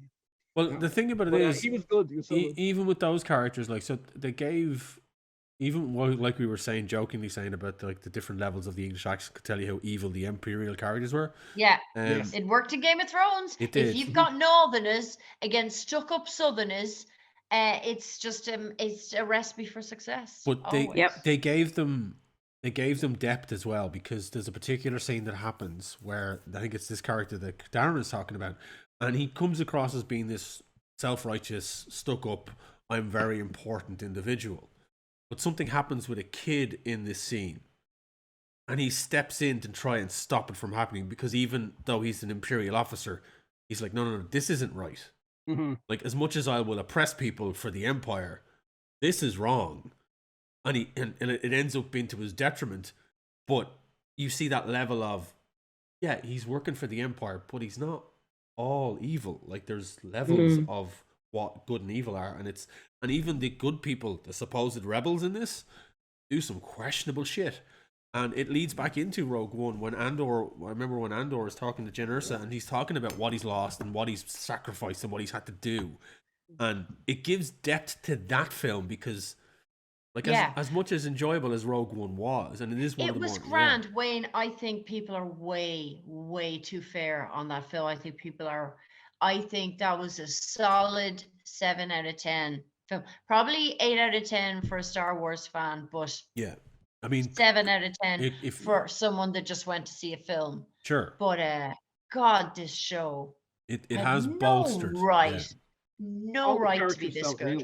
Yeah, That's one thing. It adds meat to Rogue One. It really does add meat to Rogue One for sure. The whole thing felt so real, like it's so stupid that it would. And again, it's set in the future, but like this could. No, it's set in a galaxy long time ago, in a galaxy far away. Far away. Yeah, it's not in the future. It's a long time ago. Indeed. You know, which is a measurement of time. I really wish these themes weren't so. Can we get to a time when these themes are unrealistic? Can we get to? I mean, I'm a football fan, but I have not been watching the World Cup because there's only so much. It's only so much kind of corruption I can take in my day, but I wish these things felt more fantastical. I think the danger of that is of having stories that have oppression and have stories of people fighting back because hope is all they have. Yeah, they hit home because we're aware of it and we see it. Yeah, and I think the day that we lose sight of that being an actual thing that needs to be could be a dangerous time as well. Well, we want to see it less in the world when people start realizing that it's not just entertainment, that it is actually a realistic thing. And that's why those stories hit home so hard, is because the calculation, you know? Yeah. The calculation that they made, that if you hit them this way, the overreaction will turn the wheel faster. And you're just like, the calculations that took, you feel clever for understanding it. And yet you're always going to understand it because it's written so well. You'll see, Jill. You'll see. But I'm looking forward to it now. Thank you for holding the spoilers. But I'm still, I knew very encouraged. I knew by the way people were talking about it, they weren't just talking about it the right way. And it wasn't just. I've heard a few people, to be fair, who are like not like Star Wars crazy fans, but people who have tuned in and gone, it's so much more than what I was expecting. Yeah. Like, you know, and if you're a bigger Star Wars fan, I think you'll like it even more. So I will say that they service the Star Wars fans perfectly fine, because they have characters in that show that if you're a Star Wars fan, you know exactly who they are as soon as they come on. Like there's characters in that show that are on the Imperial side and on the other side that when they show up, I was like, oh oh fuck, they're live action now because they've only ever been seen in the cartoons. Oh, you it's- know, I'm such a hooer for Yeah. I Clone miss Wars, that now. Wayne. Well, the Absolutely. thing about it is that they do something with a character in this that I was like, what? Like when they turn up and when you realize who they are, and then you flash back to what they were in the cartoon, and you're like, okay, I need to Wayne, text me who you're talking Yeah, about. you know I what? will, yeah. I will, yeah. I will. I'm like, what? So there is, if you're a big Clone Wars fan, there's a particular am. character in Andor that turns Okay. up and he's like, hang on, no, that he did that, so he's with them. Oh, okay, and the Star Wars fan base online were like, oh fuck, he's shit. So because you never find out how it happens and how he gets to the point where he is, and it's interesting. And there's other, like also like there's a particular character who's long standing in Star Wars since the original trilogy. She's been there, and she has a huge chunk of this show, and it's about her life. And when I say as a fan of the expanded universe that grew up with Star Wars and then through the 80s and 90s read all the expanded universe novels, the fact that they gave her story this much attention and got everything right and really paid attention to where she's from, the politics and all that type of stuff that interweaves between her story and where she goes from point A to point B and where she will end up, literally they did their research. They know exactly. It's not that they just put somebody in the background and was like, oh look, it's them. They did it purposefully. They did it. It's methodical. It's done right. It's slow burning, and it just builds and builds. It's not and a builds. tracking shot through Okay. through Charles Xavier's school. Yeah. So like it's what we've been waiting for with Star Wars for a long time. We had to sit through a lot of garbage to get to where we are with Andor, and I'm hoping that this will inform any decisions they make on the universe going forward, where we'll see But less. Wayne, look at the reviews and then look at how many people are actually watching it. Well, I am so like, it's making me start to feel like Adam Sandler because every time he does some masterwork, nobody goes to see it, and every time he does absolute putrid garbage, it's number one that week. So I see why. I mean, this is punch drunk love for him. So I wonder, will they learn anything from this? I wonder, do they even care about us feeling nourished by this if loads of people didn't make it past episode 1 or had no interest in watching it and never got another thought about it, you know? Yeah. I mean, I don't know. I mean, I'm hoping like it has gotten a lot of views. Like there is a lot of people watching it. There are a lot of people singing about it online. Like the reviews, like even on IMDb, it's like it's the highest rated Star Wars show. Like the Mandalorian, I think, is the closest thing to it. But even in like the Mandalorian, is it really? I think so. Yeah. Because I think that I saw complaining that nobody was watching it, but that might be very old because word of mouth seriously spread. Oh, Mandalorian between week 3 and week 5. So Mandalorian is 8.7 out of 10, and Andor is 8.4 out of 10 on IMDb. But I mean, the Mandalorian, I think, is I don't know how many more seasons the Mando has in it, but I think they need to really pull it out of the bag for season 3 because with Boba Fett becoming Mandalorian season 2.0 by the 2.5 by the end of it, I think they really are. I had a fear they were flooding. Sorry. Darren, just for equality's sake, we're constantly slagging about your pronunciation. Wayne says Boba Fett and Obi-Wan Kenobi in this episode. Boba Fett. I said Obi-Wan. I said Obi-Wan Kenobi. No. Play it back. Run the tape. I didn't Boba talk Fett. Obi-Wan Boba Kenobi. Fett. Oh my I call god. him Boba Fett. Boba Fett. That's it. Yeah. Boba Fett. Boba Fett. Boba Fett. Boba Fett. Look, we didn't have any pronunciations for him when we were tomato. Yeah, look, Fett. That's true. It's because I didn't have anyone to talk to when I was young. For them to tell me now it's Alec. Yeah, he was the jetpack bounty hunter when I was a kid. Look at the That's action true. figure. Jetpack bounty hunter. Yeah. I was the missile. There's the name of the episode right there. Yeah, jetpack bounty hunter. It's like there's a level of fan service that they did with the Mando, and Baby Yoda, Particularly in like Grogu. with Grogu, and particularly with like when they brought Luke into it, and now thankfully they seem to have done Ahsoka good with Rosario Dawson playing her. She has got her show coming down the road. So good. Um, Big fan. I've Big got fan.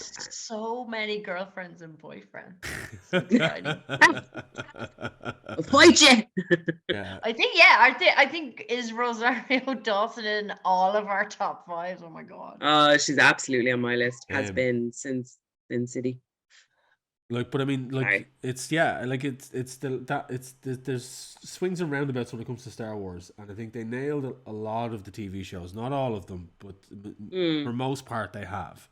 But it's the films where they let us down, and I think they're going to continue with the TV shows for now.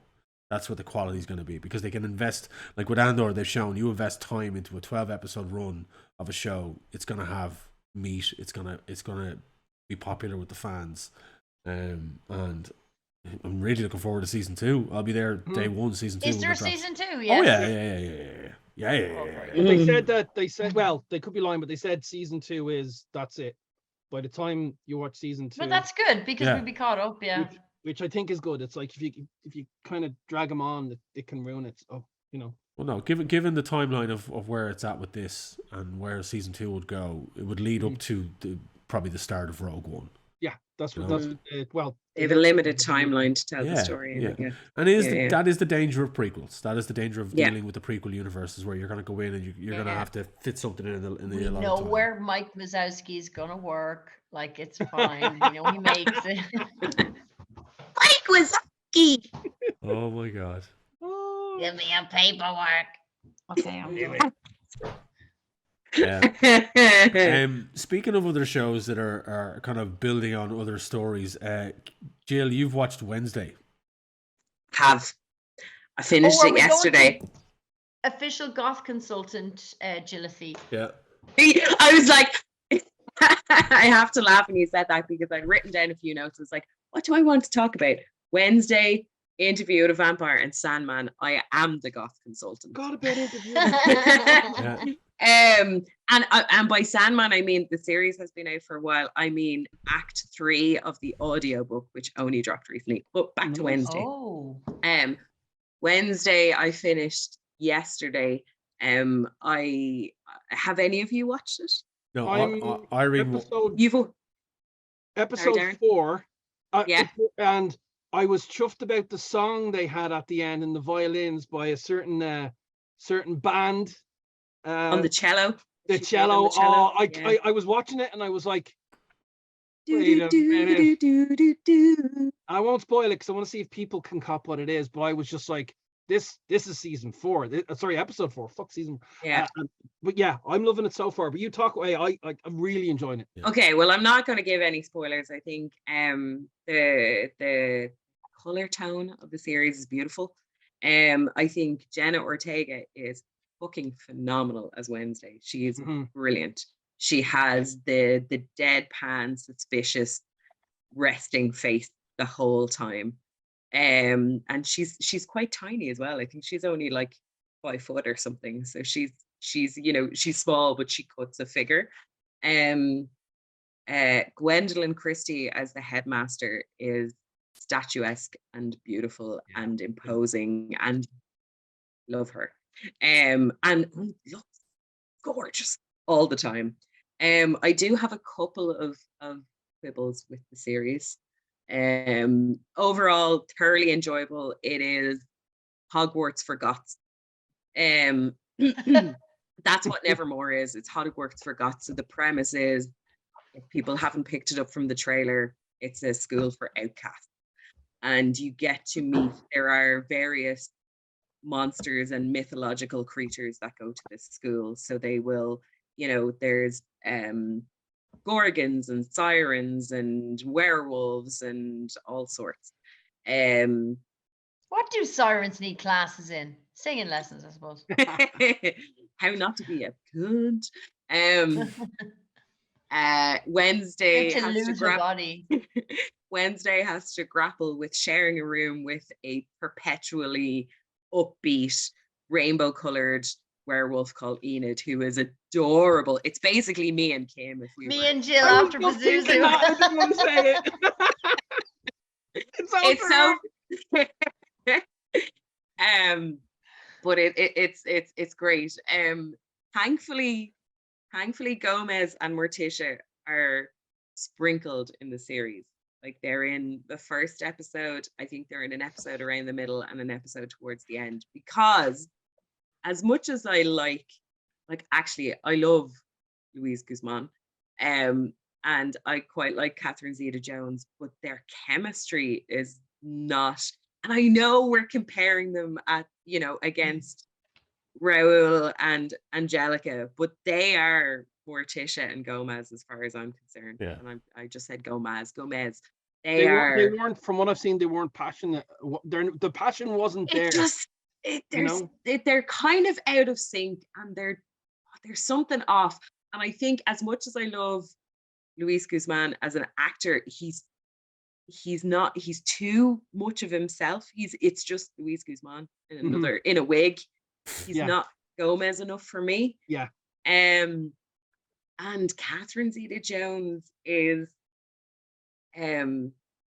more emotional than Angelica Houston is, visibly in her expressions, which is a bit weird. Yeah.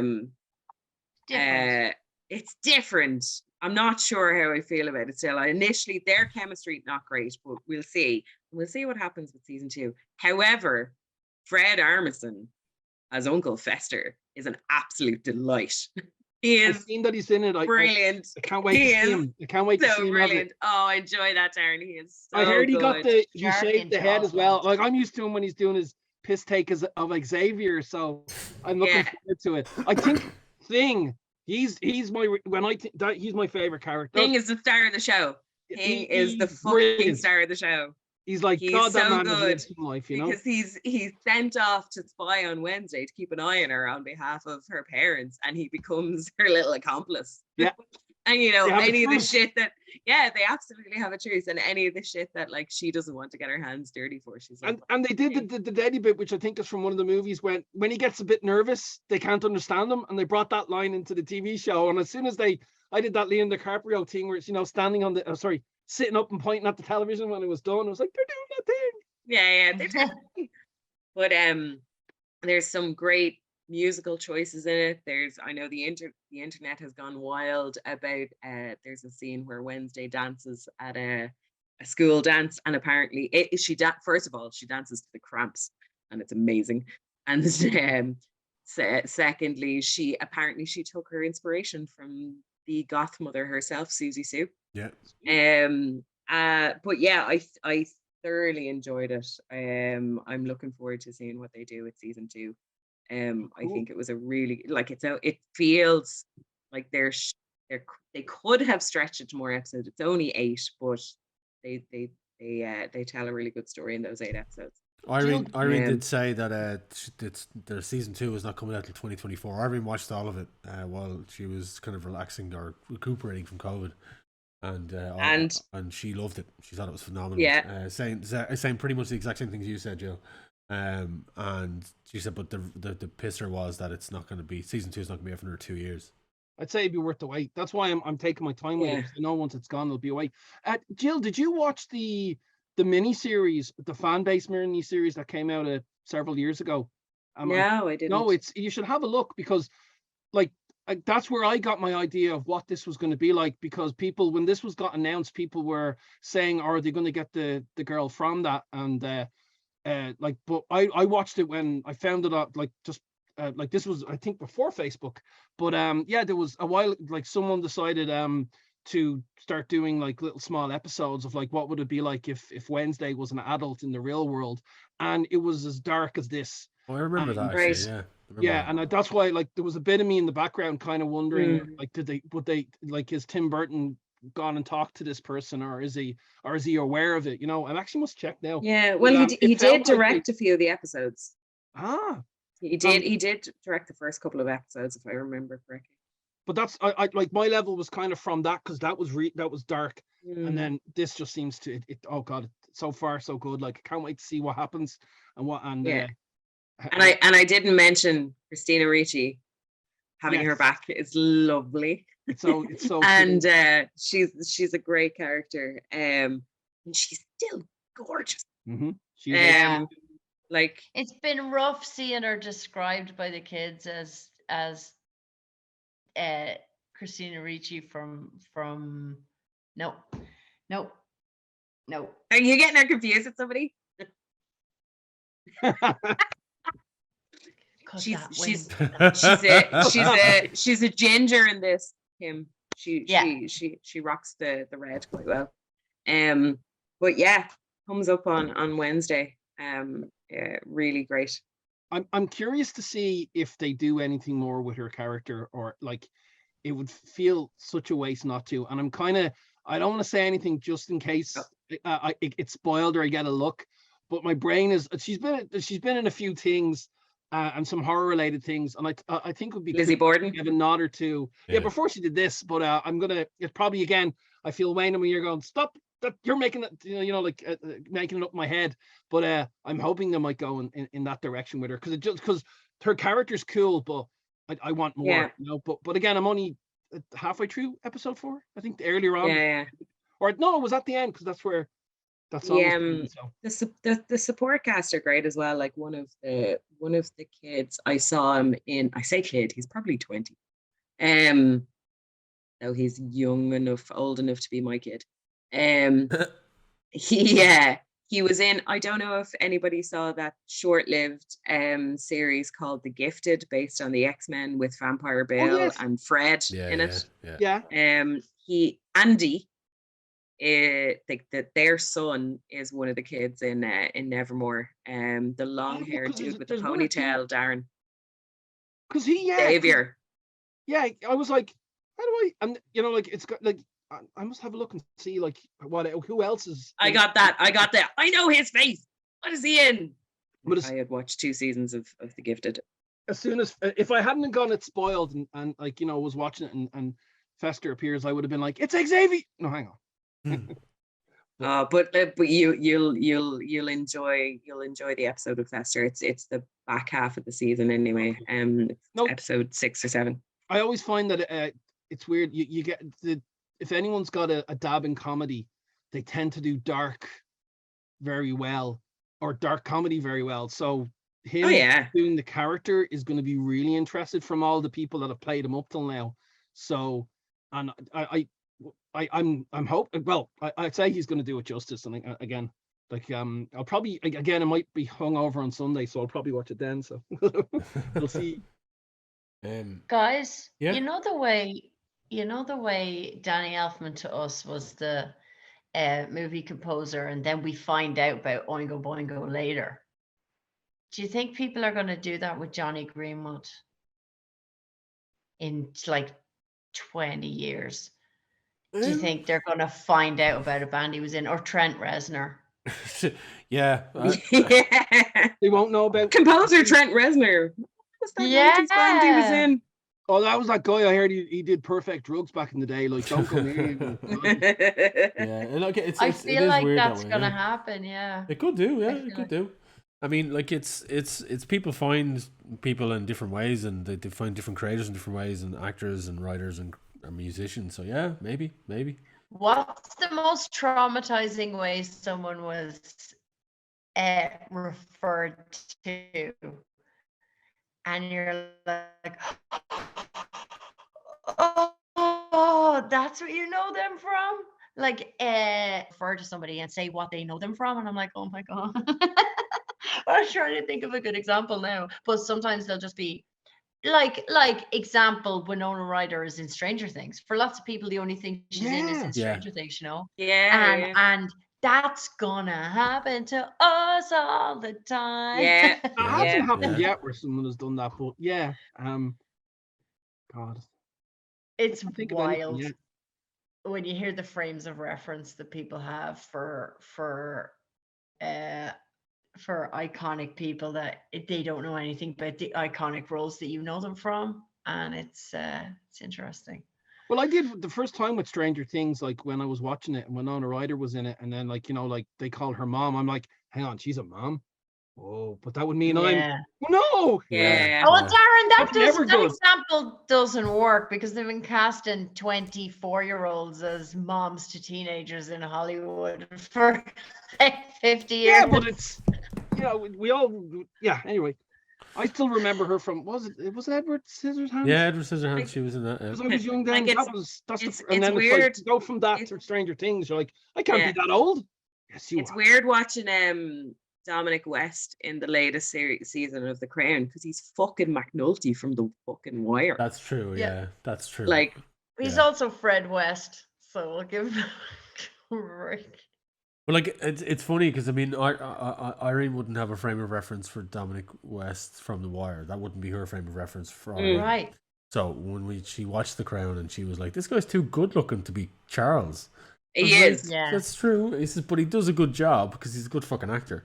But Yeah, he's a great actor. yeah, but like he's one of those actors that I feel needs to have a chat with his agent because he's in some really good shit in his early on in his career, and then is in I like he's in other stuff. You're kind of going, he's in that.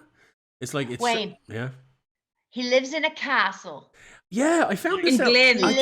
I didn't In Glen. Yeah, Green. I didn't realize that until recently. I saw it somewhere online. It was like Dominic West's castle. I'm Yeah. like, He sorry. can do passion projects. He Yeah. fully lives in a castle, This but I guy- could fix him. Look, this guy played Jigsaw in the Punisher Warzone movie, for fuck's sake. He you know did? what I mean? So, Oh my you know God, what I mean? no! Yeah, there's your I forgot shocking. about that. There's Oh your my I'm gonna have to God. look that yeah, up. there's your shocking frame of reference for a character. Yeah. Jesus. Oh my Um, God. Yeah. So it's like people are like, what? But yeah, he's done his movie kind of trajectory of different things and shows that he's been in is like whoop, all over the gaff. Speaking Yeah. of people showing up and things, again, the fucking voice cast for Act 3 of Sandman. Holy fuck. Like, James Who's in it, McAvoy, Joe? James McAvoy, this is his third spin doing Morpheus, and he's phenomenal. But Kirsten Scal is Delirium. Wow. Miriam Margolyes, am I saying that right? Yeah. Margulies. Yeah. She's Despair. Is it your man David Harwood who played Martian Manhunter in the DC shows? Yeah. I think he plays Destruction. He's been in a few gaming adaptations.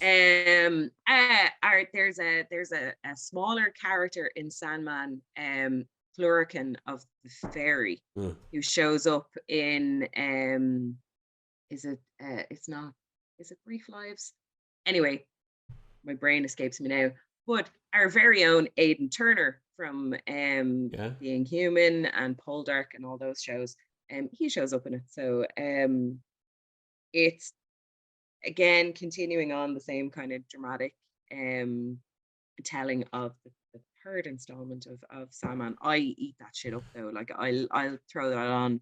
You know, I'll be sitting in bed for half an hour at night, like playing on my phone and listening to Neil Gaiman as the narrator, and then all these people tell me the same stories that I've read like a dozen times at this stage, but I'll absolutely listen to it again because it's a different media. It's a slightly different experience this time around as well. I'd highly recommend people getting their hands on the audio because they're not just Go ahead. They're not just audiobooks, they're audio plays. Like, you know, an audiobook, it tends to be the one person reading the story, which shout out to Indira Verma, who has kept me company the last couple of weeks reading Terry Pratchett's Witches books. The Witches books are real. Amazing. Her voices are so good. She does all the voices. She does all the voices, and she is phenomenal. She's so funny. Yeah. I've listened to all of Weatherwax, them. They're amazing. And Magrat. Yeah, Magrat is unreal. Like it's just those series of books are just, I can't recommend them enough. If anyone if I know we've talked about them in the past, but there's now a full collection of them, like not just the Witches books, but the Rincewind books are done as well. And there's a few others. But I love, as much as Indira Verma is phenomenal, but I love the fact it's also a full cast. It's kind of a full cast recording because they have Bill Nighy as the Index. I love that. And Peter Serafinowicz is Death. So whenever Death shows up in the books, it's Peter Serafinowicz, which is probably the most perfect casting ever. Yeah. But it's like, and he features quite a lot in the Witches books. But Bill Nighy as the index through all of them. So he's the one factor. So whenever there's a kind of a note, which there's a ton of in the Terry Pratchett books, Yeah. the asides in Terry Pratchett books are amazing, and he reads them all with a plum. They catch me off guard so many times. Yeah, it's just they come out of nowhere. I've caught myself laughing my ass off on the bus trips to work so many times. But the cast for the Sandman Act 3, they've got KJ Apa from Riverdale. The guy who played Archie in Riverdale plays Prez. Okay, I haven't watched Riverdale. Yeah, you don't. No. Got out of it. I've forgotten tons of people. Obviously, Kat Dennings is back as Death. Yes. And I have she's so great. many boyfriends and girlfriends. I know, right? It's amazing. It's an unreal cast, like, and Will Wheaton is in it. Will Wheaton is, Will Wheaton is in a recent story I was listening to. He's one of the characters at the inn at the end of the world. Yeah, he plays Bran Tucker. Bran Tucker. Yeah, Same. it's but like it's kind of like, and then there's the returning cast. They have the returning cast of Riz Ahmed, Bridgerton's Regé Jean Page, the guy who played Regé Jean Page. He plays Orpheus. He's Orpheus. Arthur Darvill, and he sings beautifully. So yeah, I'll be in my Orpheus has to sing. Yeah. Assume the position, Kim. No, and we also we're looking forward to Good Omens season 2, which is finally! What took so long? Well, that's coming out when it comes out. Yeah, but like, I mean, this is a whole new story because, I mean, absolutely new territory. New territory. This wasn't based on a book. This is not based on anything that Pratchett or Gaiman have written before. This is something that has been written just for TV.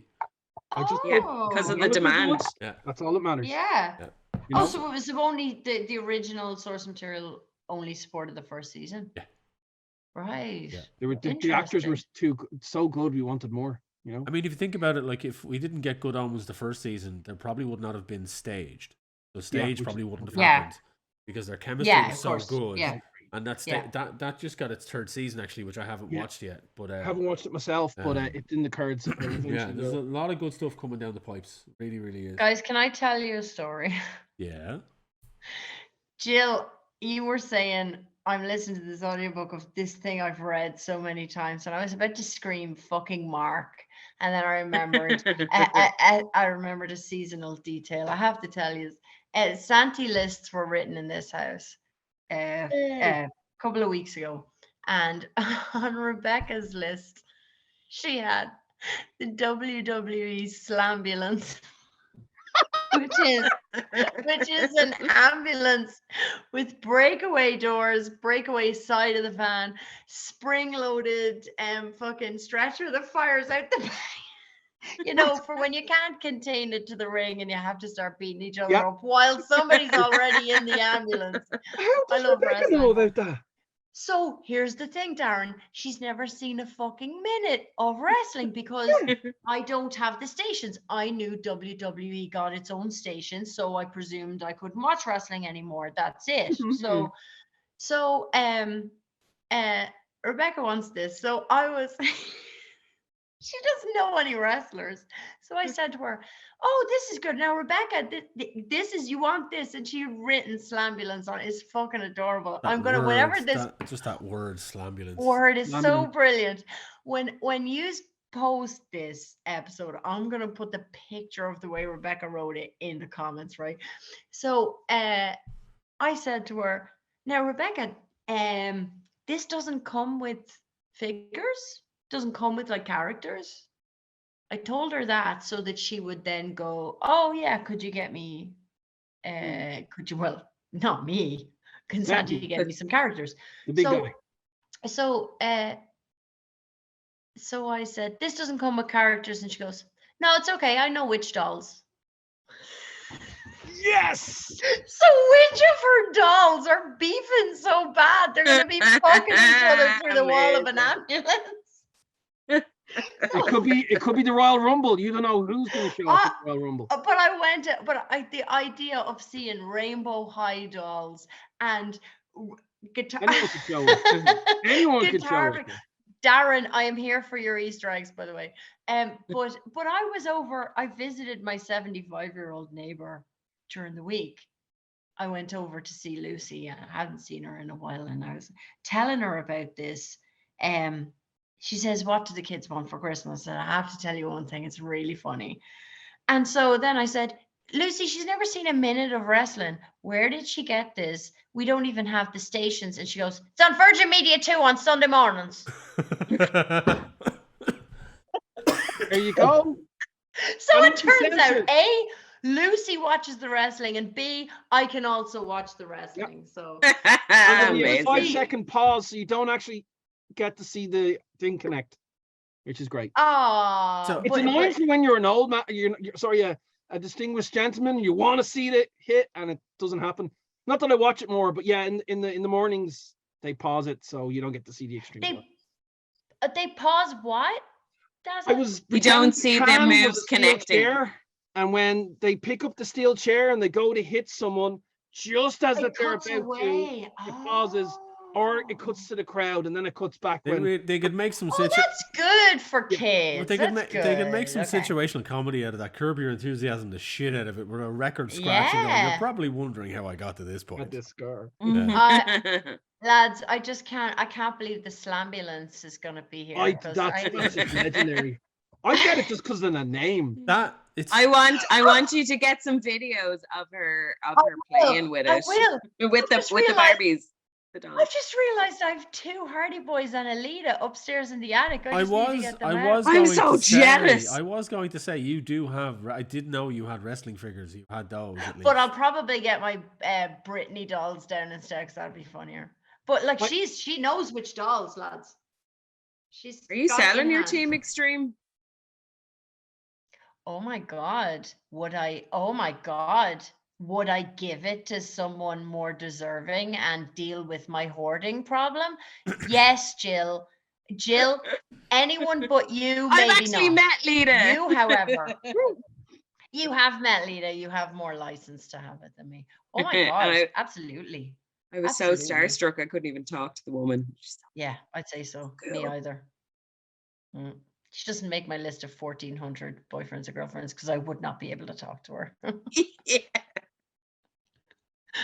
Anyway, I had to tell you about the Slambulance, lad. Sorry. No, hang on a second. No, here's the thing. But here's the thing. I've got a question about this, right? If she's Right. never Yeah. seen wrestling, she doesn't have any of the figures. She just has never watched it. Yeah, How does she know what a Slambulance is? they must have. It must be. There must be. There's an everywhere. advert. But There the has thing to about be it an is, advert early in the morning. Slambulance, in my mind, I don't know anything about wrestling. Right? I just love hearing the word. It's so SummerSlam. Yeah, funny. I just love that. It's maybe that should be the name of the episode. But the Yes, Slambulance. so here's the thing, right? Unearned Slambulance. 100%, but it really reeks of 90s era. It does. Raw to me. That really put it me just on repeat feels like on. that. So I that's the last time I had any inkling what wrestling was about, like the Stone Cold era. Yeah. That kind of Yeah. like, The Attitude Era. Yeah. the Attitude the Era. best. Yeah, that's Yeah. kind of when Don't- I remember that. There's an advert. Well, the first Smith's Toys, an advert on television for Wrecking Ambulance Vehicle, Oh, and okay. it came out in 2020, so that would have been repeated for a while. Okay. That's probably where Okay. we wouldn't have been watching the television all the time, but kids If would have we been were like, "Hang on, going what?" to, if we're going to talk about my kids' Christmas presents that definitely have bits that shatter into a million pieces, they're also getting Pokemon Violet and Scarlet. Ah! Yeah. I can't believe I had the neck as a Pokemon fan to turn around to you, Wayne, and go, "Why are they so mad?" I dish it out on this podcast, giving out about Doctor Who fans, giving out about Star Wars fans. I'm from the angriest fan base on the internet. They don't want change. They don't want the same old shit. They don't want either of those two things. But this new game managed to actually be genuinely different and also be utterly broken beyond repair. So hopefully there'll be some updates before Santi brings There it. has been updates. There has been Oh, good. updates. I'm only a little bit Good. into it because I got a distraction game. So, but I will get back to it. This is why. But it is so nice to have fan feedback that's the game is broken, and now, oh, I hate it. It's So funny it's that weird. the level of Pokemon sophistication has reached the level of game development that the rest of the world has been with for the last 10 years. So Yeah. like Mhm. Pokemon games have come out of their handheld world. I mean, like, and Pokemon games have pushed the envelope before, but I don't know what it is about the little development bit, yeah. team. Yeah, I mean, hey, look, But not the in-house games. Pokemon Snap was before its time. That's all I'm saying. But It was. It really it's was. just Yeah. like I've seen the videos and the glitches of this game, and I'm like, wow, Nintendo have There- actually caught up with the shittiness of development that the rest of the world has been in for the last decade. Certain Yeah. shiny Welcome to the Pokemon you party, can't get 'cause pal. they're stuck in the wall. Yeah, yeah, like the stuff of like the arms just going like this 90. And then one of the characters' eyes staying here, and then the head just moving around the place. Just and then like when they're on a bike or something, and they just fall through the world forever. Like that like if that game was developed by Ubisoft, I would not be surprised. But No. but the fact that it is an in-house Nintendo game, is it? No, it's always Game Freak. It's Game Game never. Freak, it's- yes, Game Freak, yeah. It's. Well, it's now a I sandbox feel game like where you can wander Nintendo around, would- so there's bound to be Yeah. glitches. It's not like here's the thing. But it's like, Darren, it's not just the glitches, it's the basic game. It's just the graphics. Like, we know Pokemon fans complain about trees. We know. But it's just in the world we live in. When you look at like the games that can run on the Switch. Witcher 3. yeah, I suppose, Witcher I was thinking 3. of like the old Nintendo, but yeah, Yeah, but can, you look at can Elden Ring run on the Switch? Because I had the best No. visuals for outdoors. No. Okay, well then, because that's where like if you're gonna go really well Mhm. for that kind of thing, go Elden Ring. It's amazing the Breath of the Wild could fit on something handheld. hmm It's a feat of one. Witchcraft. I feel like if Pokemon was in house, Nintendo would be taking better care of it. But Game Freak have got that. Hey, this'll age me. I found out this week that a child I used to au pair for, when he was 10, was number 24 in the world in competitive Pokemon gaming Wow. in 2020. Nice. And he sent me his new lineup for the new game. He's like, this is my team. And I went with this ability for this. I'm such a Gen 1er that abilities, terrain, even Better. I barely get the rock, paper, scissors typings. Like, it's hilarious what I don't know about these Tim, games. one question about graphics in the new one. Yeah. Would you not think though that if they were to up the graphics to like as well as they could, like near on par with Elden Ring, that people would be complaining because it doesn't feel Pokemon enough? Yeah, absolutely. That's why I don't think they did Darren, it. absolutely. And the other thing is, they can't really, if you're going to have the Pokemon walking over ground like they do, hmm they can't do too much in the background because it'll fuck it up. And that's But, a lot of Pokemon they got to digitize. Darren, you are so 100% correct about that. Oh, eventually They're they'll just- do it, but like this They're is their literally first never step. happy. I don't think they'll ever. Oh, they'll always have to keep it cartoonized Mhm. or like in a Yeah. cartoon format, because if Yeah. they tried that once with Zelda, so they did it with a couple like Yeah. they did it with Skyward Sword. You mean Twilight Princess? Twilight Princess and Skyward Sword, they kind of made it a bit more realistic looking. They took the kind of the chibi look off Link and made it a bit more grimy, and it didn't sit well. I mean, to this day, I still think that Wind Waker is the best Zelda game ever made, and that's the most cartoony of all of them. That's beautiful. Yeah. But still like haven't Breath played of the Wild, Link, Yeah. get it though. When would Link ever get it? Breath of the Wild, Link will get it from just all day. And actually, it was the one of the developers. His wife goes, "Why are your guys so funny looking?" And he's, "What do you mean?" And he's like, "Why do they all have big noses?"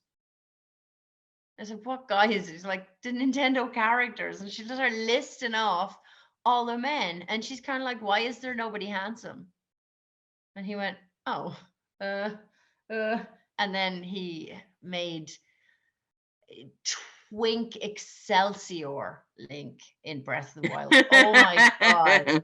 He's so beautiful. Somebody cut this feed, will you? This is nonsense. Speaking Hashtag thirsty chat. Speaking of games, I know recently it got announced that Dead Space the remake was happening in January, February, and it kind of like gives me a sad because I've yet to get a PlayStation 5 and it's only coming out for PlayStation 5. But I got to play the Callisto Protocol, which is pretty much Dead Space's father's, brother's, nephew's, cousin's former roommate. Because it's a carbon copy of Dead Space. And it's had a few glitches on consoles. I have experienced one of them, but it's pretty much Dead Space. It's as much as they could copy from Dead Space without getting sued. And I've been trying to play it as it, because it's, it's got your leveling your weapons. It's got, all the monsters that come at you from anywhere. The gore is there.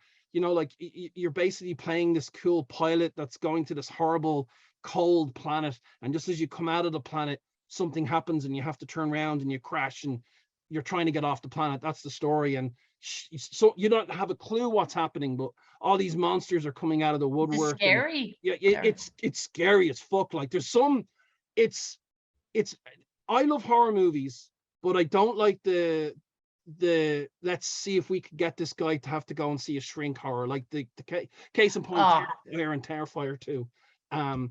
But this comes close. But again, Dead Space 3 came close. Like there is some really gory, just like, because at the beginning I was trying to play it and I died a fuck lot until I realized this was Dead Space. And then I just recently started like channeling my younger version of what I used to do. I used to barely use my guns.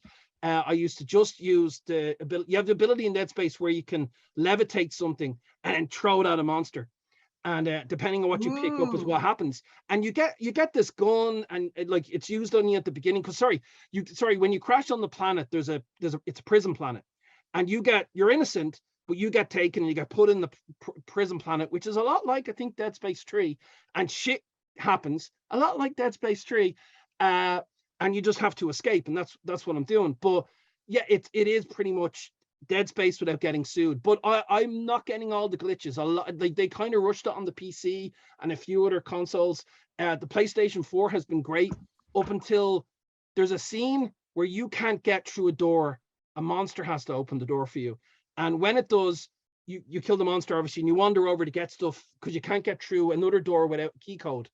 And I died as it was coming back. And when it reloaded the area, but the door is still closed and the monster's behind it.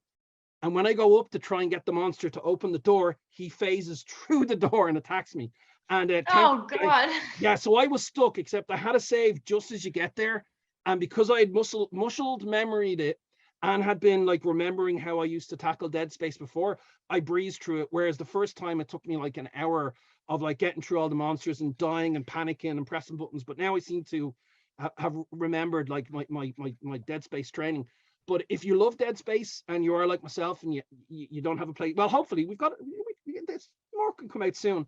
But this is something I would recommend. I know there's a lot of people giving out about it, but it's mainly because of the glitches. But well, people are giving out about it because of the whole AMD versus NVIDIA whole thing on PC. So the AMD processors and the GPUs and stuff like that, they aren't able to. The game isn't able to handle it, or they're not able to handle the game. It's a common thing with AMDs at the moment with a lot of games. They are releasing a lot of patches. Hopefully that, like, a lot of people were saying, why didn't they wait? And again, they should have. Like the fans, they would have waited. But again, I don't think they would have wanted to bring this out when Dead Space is coming out, because everyone would get Dead Space first. Whereas that's why they probably wanted to release it at least a month beforehand to kind of get people like kind of going, yeah, this is good. But the problems with it are kind of ruining the fun. But again, I'm lucky. I've only had one, and I already knew it was going to be not a rip-off, because rip-off is bad. Like the plot line is good. I'm feeling for the character. I do want to get him off the planet. The other characters that come in for a while are pretty good. Again, the weapons, the upgrading of the weapons, the suits, like you start off in your, obviously if you've seen if you see the picture that's promoting it, he's in this cool kind of armor, but you start off as a prisoner and you go from there. But like once you get the armor, it even feels like you could see him walking past the Dead Space suit and kind of go, oh yeah, fucking put this on. But I wouldn't be surprised. I don't know. I haven't looked at who made this or anything. I was keeping away from the internet. But if they didn't at the end, did it tie that this is in the same universe? Well, as it's Dead actually, Space? I'm just looking it up here. Striking Distance Studios are the people that made it, but one of the guys that was directed by Glenn Schofield, who was previously co-created Dead Space. Well then that's why Well, it smells of it like Yeah. but again, it's a lot of sci-fi horror, like kind of you could just pretty much take one movie and another movie, and there would be a lot of instances. But this, yeah, it's like I can't wait. Like I won't. I'm gonna when we finish, I'll be playing it for a bit, and I'll be playing it hungover on Sunday. But it's PlayStation 4. It's good. I've been very lucky with the glitches. But if you haven't gotten it yet and you're thinking of getting it, or Santi's coming, maybe ask Santi for Christmas for it, or PlayStation 5. I had a friend of mine tell me that he actually got it refunded because he thought it was too violent. Whoa, hang on. Yeah, too violent. Yeah. When you die, it is horribly gross because depending on what you die, depending on if you sneeze, depending on if you blink. Don't blink. Well, no, I'm talking about me because I was literally kind of going, yep, I'm gonna save, save. Arm ripped off. What the fuck? But yes, this is what I'm saying. It's borderlining on Terrifier, but not as bad. But if it does go that way and gets too, I won't continue playing them. But I'm hoping not. But it goes to show I've watched a ridiculous amount of horror movies. So at this stage, like, I would say But it would it's take a lot. different. It's different watching it compared to being in the middle of it. Yeah. And You would not give, like, as much as we did, like the odd parent to say, I'll get this 18 games. No. Yeah. No. At this stage, no, not for kids, unless you want your kid to grow up and, like, maybe murder someone. Games don't make people murder people, Darren. I know. I was just People saying do that. It's.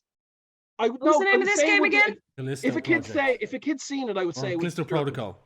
The Callisto Protocol. It's got one of these casts where they mocap real actors. Like, so you have Josh Duhamel is the main character. Karen Fukuhara, who's Kamiko in The Boys, she's in it as well. Yeah. And video game legend and nerd Sam Witwer is also in it as well. Stupid, sexy Sam Witwer. I love him so much. That's my boyfriend too. So,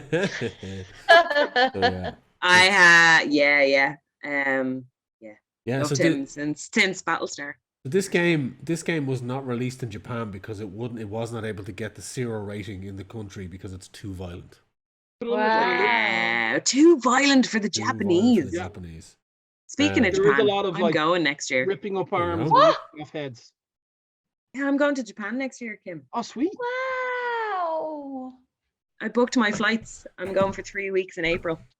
Oh, sweet. Legend. You're not your list ready? Where are you going to go see? What you going to see? So the plan is we've booked our flights and we've booked the time off work, and we just need to kind of firm up on how many days we're spending in each city. But the plan so far is fly into Tokyo and spend about 5 days in and around Tokyo and do some things around there, and get our bullet train, go to Nagoya, which is where the Studio Ghibli Park is. So a couple of days in Nagoya, Kyoto, Osaka, Hiroshima.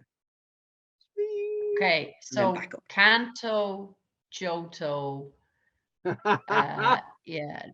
Unovo. Okay, yeah. I'm just going to say Bullet Train's a fun movie. Just, yeah. Very fun movie. So, yeah, no, it's. I say it's going to be one hell of a trip, and you'll have loads of stories to tell us when you get back. I will. I'll save them. Folks, we're coming up on close enough to the 2 hour mark, so we're going to finish it up there. This has been a first podcast in a long while, and we are hoping in the new year. We're hoping in the new year that more and more of these will be happening. More of us will be sitting and having the pints. Before we go, yeah, right? There's been.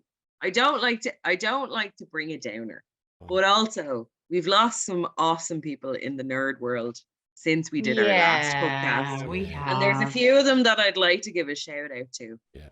If that's okay. Yeah. Top of my list, because I've met him a couple of times, is Kevin Conroy, who will always be Batman. Yeah. He is my So Batman. sad. Anybody who was at Dublin Comic Con for the 3 years he visited us, or the 2 years he visited us. He came over for the show twice, and then he came over for an evening with You're right. You're right. Yeah. And I met him separately then in at New York Comic Con. I heard his voice and went, Batman? And he Yeah. said, yeah. he said, rest in peace, Kevin Conroy. Christine McVie, who is one quarter of the Mac.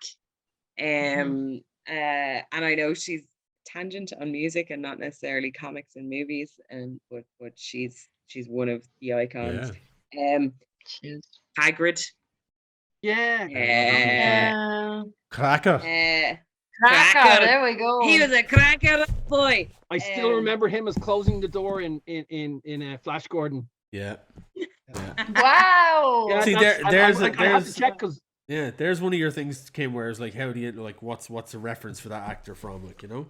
Yeah. Oh yeah. If Hagrid they is only what know him as Hagrid. we all vision him now as. But that's the thing. I'd seen him in so many things beforehand, and he was in so many things beforehand. That Hagrid obviously is one that a lot of the people know him from, and nowadays the generations would know him. But we would know him from the likes of Cracker or Cracker. I have the box set downstairs. Yeah. Absolutely, Also, yeah. It's, live on it's TV. so good. Brilliant. or It's Krull. hard to watch, Darren. It's quite intense. Yeah.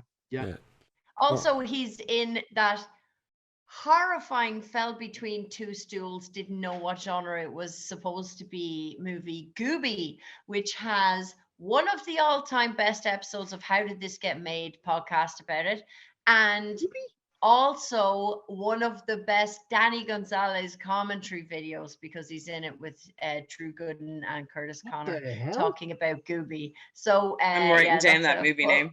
I just full looked it up circle and moment. Oh, it's fucking shocking, lads. Shocking. this existed. They put him in a furry bear suit, and I don't think it looks terrifying. It looks like a Five Nights at Freddy's character, but I think it was supposed to be cute. But Robbie Coltrane, God rest him, is enormous. It's an First thing that's enormous coming up man. Is Gooby a horror? He is. movie? Is Gooby a horror movie? They could have made it as a horror movie. It would I have am been great, sold but on this instead now. they I'm gonna try have to to make watch like E.T. It's They on tried to make everyone's like Christmas list now. yeah, Jesus they tried to Christ. make E.T. and they made Mac and Me instead. And does he have Oh. these animatronics? But one of the hosts of How Did This Get Made, June Diane Raphael, is so Californian that she can't not say "Gooey" every time. Gooey. They think about Gooey, and it's really funny. It's mesmerizing after a while. But yeah. He's great, Robbie Coltrane. He was also Robbie in Coltrane. he was also in Krull. Yes. He was Yeah. also Oh in my Kroll. God! Speaking of Kroll, shout out to Fred Fletcher. Shout out Fred Fletcher. He's I'm very gonna- festive these days. I'm gonna wrap up the tributes to Angela Lansbury, Leslie Jordan, gay icon Leslie Jordan, Oh, he's a Um, wonder. and- Oh my god. and two Star Trek alum, the wonderful Star Trek and the Cuckoo's Nest and lots of other things. Louise Fletcher, Kai Wynn, she was horrible in DS9, but She was horrible really in a good. great way. You Space- love to hate her. It The was her ultimate acting space chops. Karen. The It's ultimate brilliant. space Karen. Ultimate space Karen. Yeah. And then our second Star Trek alum, the wonderful Kirstie Alley, with her questionable political views, but He by all did. accounts, He did Do you know become what? a professional internet toilet at the end. she but did. But She to be was fair, radiant before that. Yeah. There was. I read a nice tribute from the Scream Queen herself, Jamie Lee Curtis, who worked with her on Scream Queens, and she was like, we disagreed on a lot of things, but I loved her as a human being, and as a generous person and a mama bear, and we bonded on that. And I was like, People have that's lovely. managed- People can Yeah, you Sorry. can be an Sorry. internet toilet and still bewitch be a people in good real person. life. Yeah. Kevin Sorbo can't and James Woods No. can't. But No, Kirstie Alley fuck could. them. Yeah, and her drop dead gorgeous is Kirstie Alley and Alison Janney together at last. Oh my god. Yeah. And That's a cracker. Ellen Barkin. Oh my god. No, Yeah. did I say Ellen Barkin? Yeah. Yeah, that's correct. Yeah. Yeah. Excellent stuff. She looks just like Kylie Sonique Love in that movie. Ellen Barkin does. Just one thing that I'm after remembering from when I was like, I think 18, maybe 17, and you were talking about Kroll and whatnot. And Watch out, Darren. Watch all out. good actors that you like. we all remember Strike 4 that was just near Fibbers, and you could go in for a meal and a picture, and then you'd go up. But it was very sophisticated for. I used back to in the work day. there. Oh God! Oh, shit. This I is had on a the friend list that of worked there. Wayne's many I jobs. worked there. Yeah, I used to work there.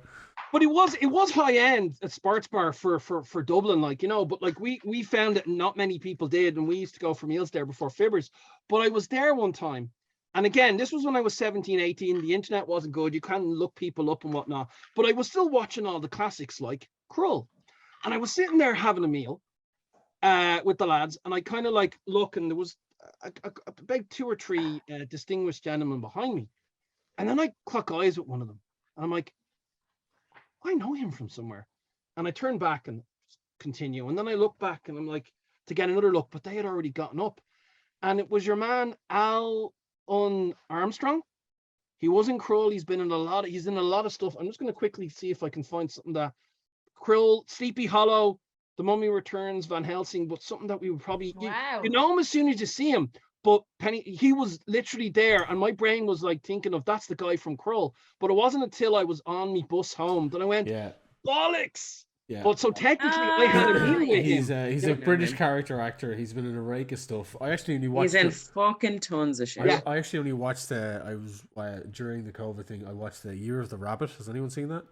No. No. No, that's Really? the Matt Berry thing, Matt isn't Berry, it? yeah, I've downloaded it. Yeah, Is he in that? He's in it. He's the chief inspector in the chop shop. Ah, He 'cause he usually was- plays. He's in a Oh, lot of yeah. stuff. He was Oh in- yeah, him. He Yeah, pops yeah, up and yeah. does Technically, things. He's I in had it. dinner with him. He's I'm in scared the of in a him. great- From New Tricks. yeah. He's in the famous Our Friends in the North, which has got a rake of people Yeah. in it. Yeah, he's in that. Braveheart Yeah. as well. He's but in yeah, a great little show Exactly. that's written by Martin Freeman called Breeders, which Kim won't watch because it's too like real life. Because it's about the I've seen couple one and their episode of kids that, yeah. and life. yeah, I've seen that. Yeah. But yeah. Look, there's a lot of shit like this. There's a tangent right there. If you were after Kim asked the question, like, where do we know people from? And there's so many different things that we Yeah. linking people in. Yeah. And thanks, Jill, for the little obituary section at the end. Yeah, like the thanks. little, Yeah, that was nice. like the little Oscar tribute, right? Reel. Can I make that? Can I? And today in the obituaries, Yeah, just I'll be the old person Pure- at the end pure reading the goth. death notices. Pure goth. Yeah. You know that I think I've said this to Kim before, but do you know that the band Sigur Rós started out in Iceland as being the people that made the music Death Notice? Yeah, that you've makes told me this. Yeah. Perfect Yeah. sense. Speaking That speaking makes of music, perfect sense. speaking of music, shout out to Blood and Water, who has a new album out.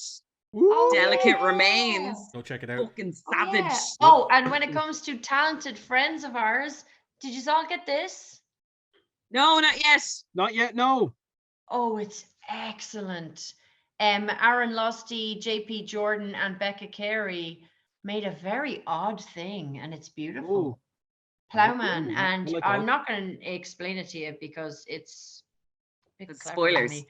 No, it's just rollicking. You know, when you get into something, you're like, oh, okay. Brilliant. And it's very pretty, but it's Nice. very exciting stuff. Well done, everybody. Well, there you go. So I mean, like, Yeah. definitely check out that. Definitely check out Blood and Water's debut album, because Blood and Water are responsible for our Social Shenanigans theme tune. They are. So- Woo, sing the It's theme pretty. tune. It's pretty synthastic. Yes. So definitely go check Um, out their debut album. You can listen to it on the streaming services, but it is also available to buy on limited edition vinyl It's on it's- Bandcamp. Yeah, have it. It's not Scourge. on the streaming services till next Friday. Next Friday, is it? Okay, there we Because go. somebody got confused about their dates, but yeah, it is available for sale on Bandcamp and We'll put the link whatnot. below. Put the link in. The link is below. Some Go more check it out. sales. We Sneak might it in even there. tune out and say goodbye on one of their tunes. Oh, do. Oh Yeah. yeah. So we're gonna leave you with some Blood and Water, folks. As always, I've been Wayne. I've been Kim. I've been I there. was playing synthwave in my head. I'm sorry. Jesus. I was Jill. I don't know who I am anymore. Cool. You're a member of Team Extreme. Yeah. Until next time, folks. Look after yourselves, and if we're not talking to you, have a great Christmas, and Be we'll safe, see you take in the new care. year. Take care. Have a cool Yule. Bye.